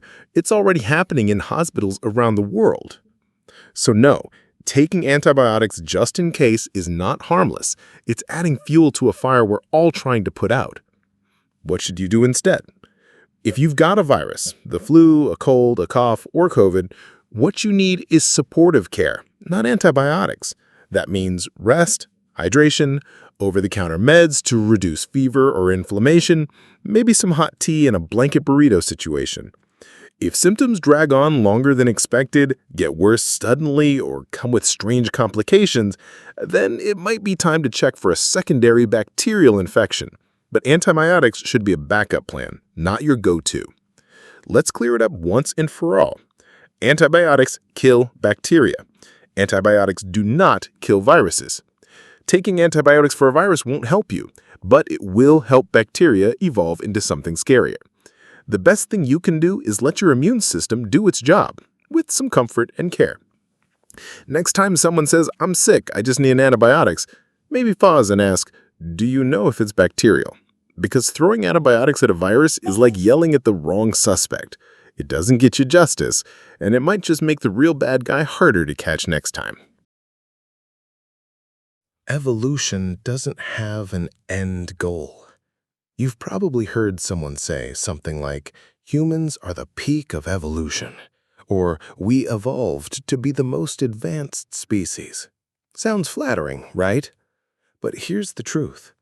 Evolution doesn't care about what's advanced, what's intelligent, or what's beautiful. It doesn't have a plan, it doesn't aim for perfection, and it definitely doesn't have a finish line. Evolution is not a ladder.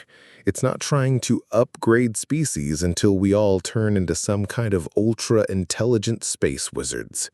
It's more like a never-ending game of adaptation, and the rules change constantly.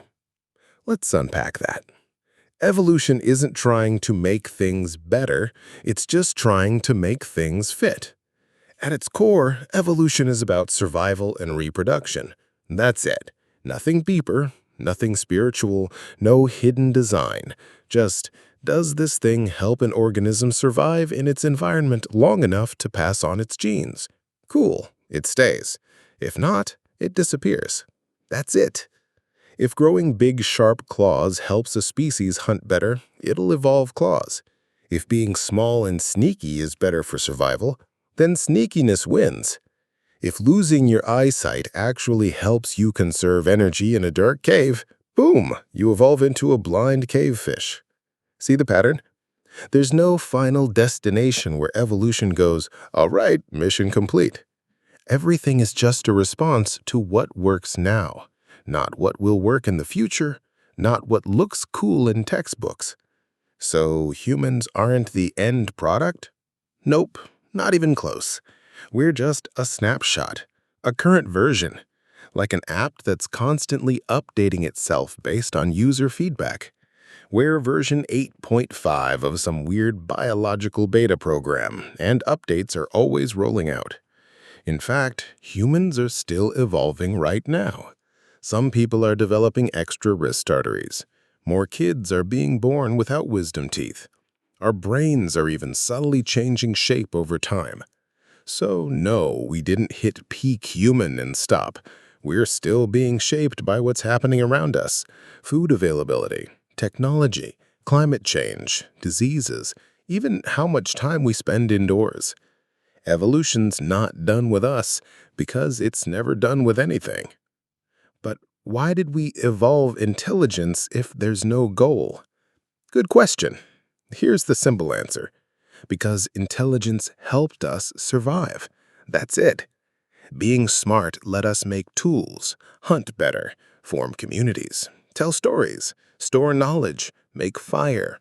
All that stuff improved our chances of not dying, and more importantly, of having babies who also wouldn't die. But here's the twist. If intelligence had somehow made survival harder, we might have evolved less of it. There are creatures that evolved completely different paths, like jellyfish, who've existed for over 500 million years without brains. That's longer than us, way longer. And they're doing just fine, because evolution doesn't reward smart. It rewards fit for the environment. Evolution doesn't have a direction, it branches out. If you imagine evolution as a straight line, like bacteria to fish to lizard to monkey to human, that's totally wrong. It's more like a tree with millions of branches going out in every direction. Some branches die off, some keep growing, some take weird turns. Humans aren't the top of the tree. We're just one branch, and not even the biggest or oldest one. Sharks have been around for hundreds of millions of years. Crocodiles barely changed in 200 million years. They found what worked and stuck with it. And guess what? Evolution said, cool, you do you. No one is ahead or behind in evolution. There's no scoreboard. So why do people think evolution has a goal? Because we love stories. We like stories with a beginning, middle, and triumphant end. We like to believe we're part of some grand design, the final form, the chosen species. But that's not how nature works. Evolution isn't storytelling. It's tinkering, trial and error, tweaks and random mutations, most of which fail. And when something works, it sticks around, until the environment changes and it doesn't. There's no master plan, no blueprint, no destiny. Even extinction is part of the process. Here's something that sounds harsh but is totally natural. Evolution lets things die. If a species can't adapt fast enough, evolution doesn't step in to save it. It just moves on.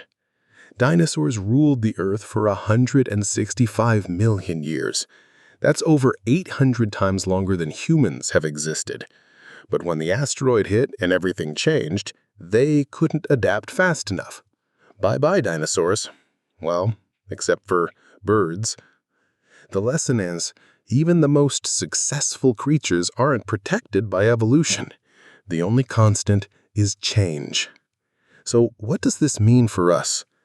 It means we're not done, we're not perfect, and we're not guaranteed to stay on top. If the world keeps changing, and it will, we either adapt or we don't. It also means that other species out there, even the weird-looking ones, aren't less evolved. They're just evolved for different needs.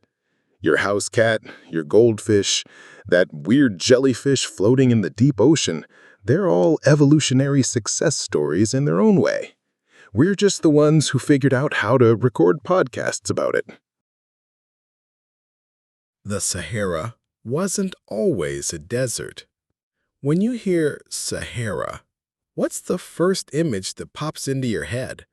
Miles of sand, brutal sun, maybe a camel or two, a vast, lifeless sea of heat, right?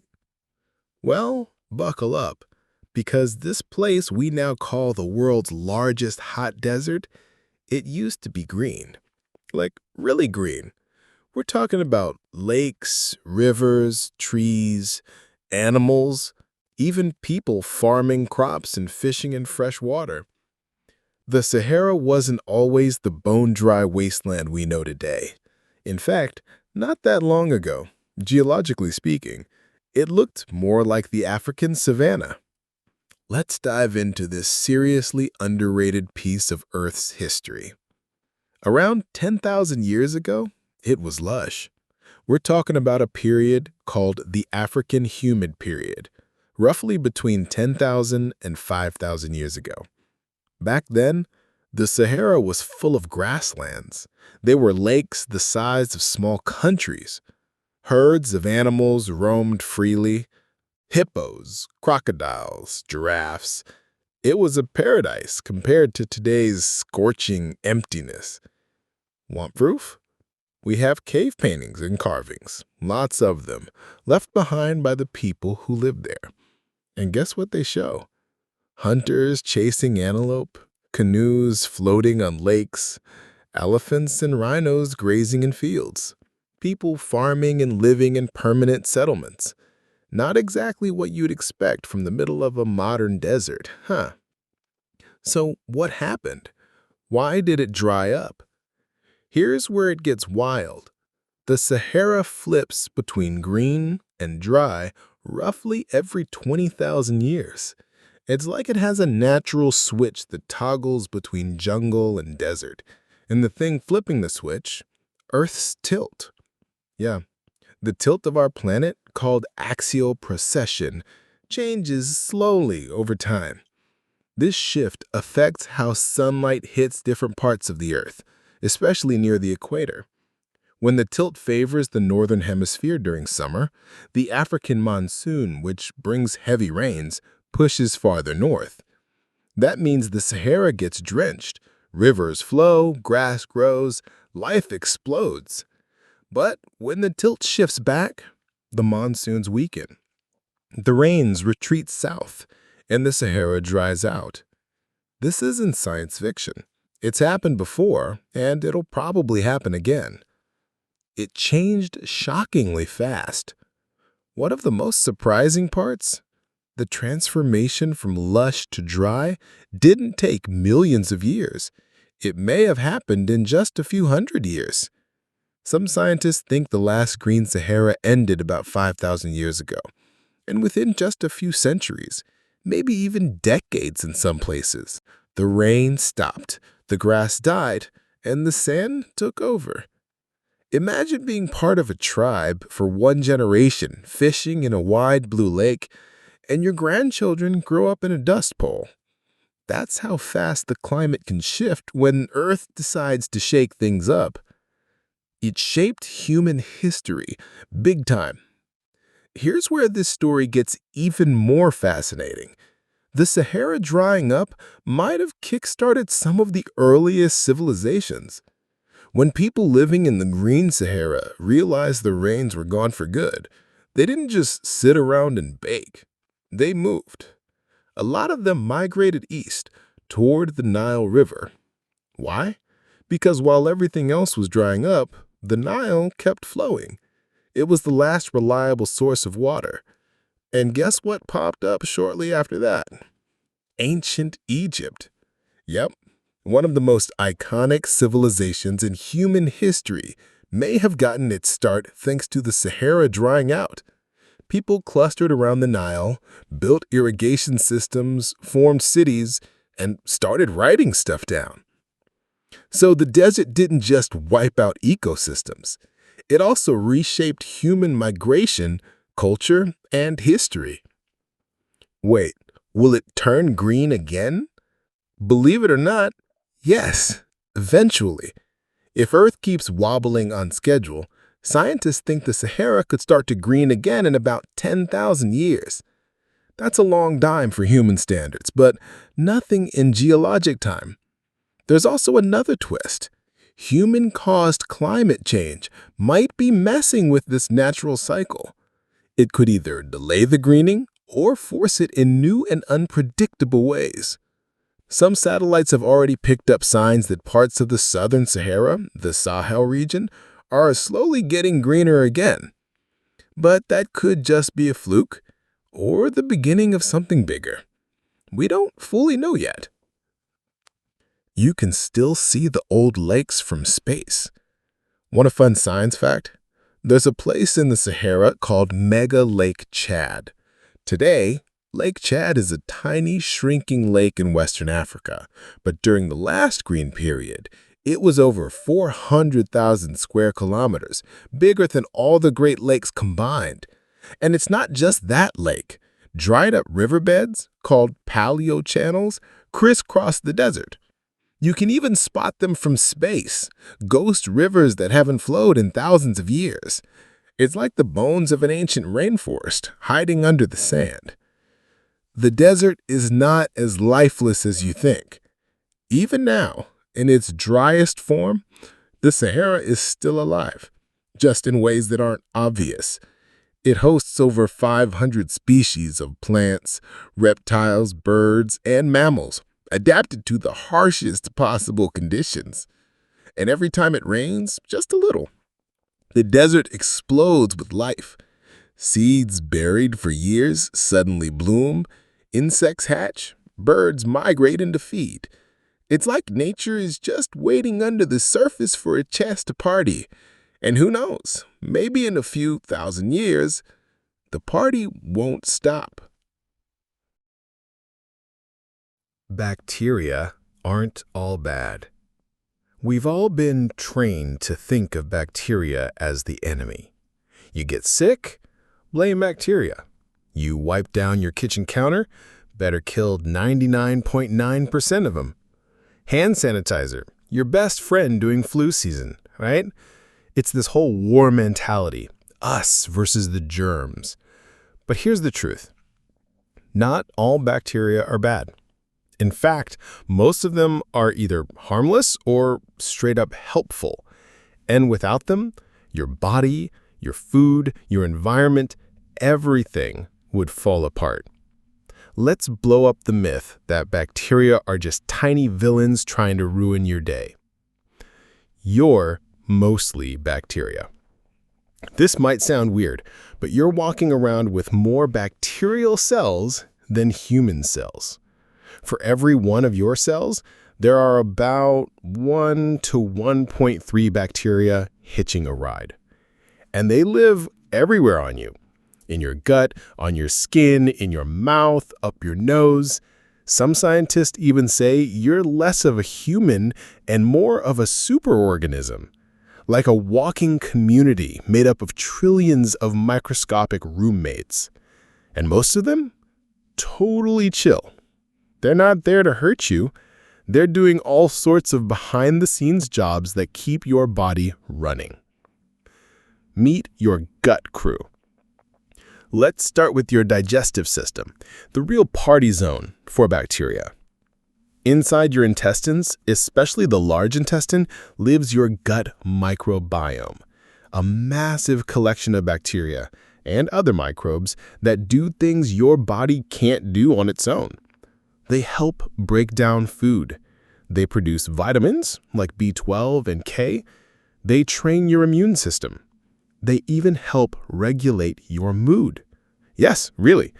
There's ongoing research suggesting that your gut bacteria might be linked to everything from anxiety and depression to weight gain, allergies, and even how you respond to medication. So yeah, these guys aren't freeloaders. They're more like personal assistants you didn't know you had. The bad ones aren't always bad. Now let's clear this up. Some bacteria do cause diseases, things like strep throat, tuberculosis, and certain types of food poisoning, definitely caused by bacteria. But here's the twist. Even those bad bacteria can be good in other contexts. Take E. coli, for example. You've probably heard of it in headlines about food contamination. Sounds nasty, right? Well, most strains of E. coli are totally harmless and actually live in your gut already. Only a few specific types, like E. coli 157H7, are dangerous. It's like saying all dogs are vicious just because one bit someone once. Doesn't mean every Labrador you see is out for blood. Context matters. Bacteria are everywhere, and we need them to be. Think about this. Bacteria were here long before us, like billions of years before us. They shaped the Earth's atmosphere. They made life possible. Even today, they help keep the entire planet running. In soil, bacteria help plants absorb nutrients. Without them, agriculture would collapse. In oceans, bacteria break down waste and even help control carbon dioxide. In your mouth, some bacteria fight off other bacteria that would rot your teeth. It's all about balance. A healthy ecosystem inside and outside your body relies on good bacteria keeping the bad ones in check. Probiotics, yogurt, and the bacteria hype. You've probably seen the word probiotics thrown around on food labels. Basically, probiotics are live bacteria that are supposed to help your gut. You'll find them in yogurt, kefir, kombucha, miso, kimchi, all those fermented goodies. Some of them might actually help restore your microbiome after antibiotics, or just help things run more smoothly, digestion-wise. But not all probiotics are created equal. Some don't even survive the acid in your stomach. So don't fall for every label that says gut-friendly, but also don't be afraid of eating bacteria-rich foods. Our ancestors ate fermented stuff all the time, and their guts were probably way more diverse than ours. Antibiotics, the double-edged sword. Antibiotics save lives. No question about it. They've turned once deadly infections into minor inconveniences. But here's the problem. They don't just kill bad bacteria. They wipe out everything, including your good bacteria. It's like using a flamethrower to kill a mosquito. That's why you often hear about people getting digestive issues after a round of antibiotics. It messes with your microbiome, and it can take weeks or even months to fully recover. Even worse, the more we overuse antibiotics in people, animals, and agriculture, the more we encourage resistant bacteria to evolve. These superbugs are becoming harder to treat, and that's a serious threat to global health. So yes, antibiotics are powerful tools, but they're not candy. Use them responsibly. Bacteria can do amazing things. Scientists are now using bacteria to do all sorts of futuristic stuff. Clean up oil spills using oil-eating microbes.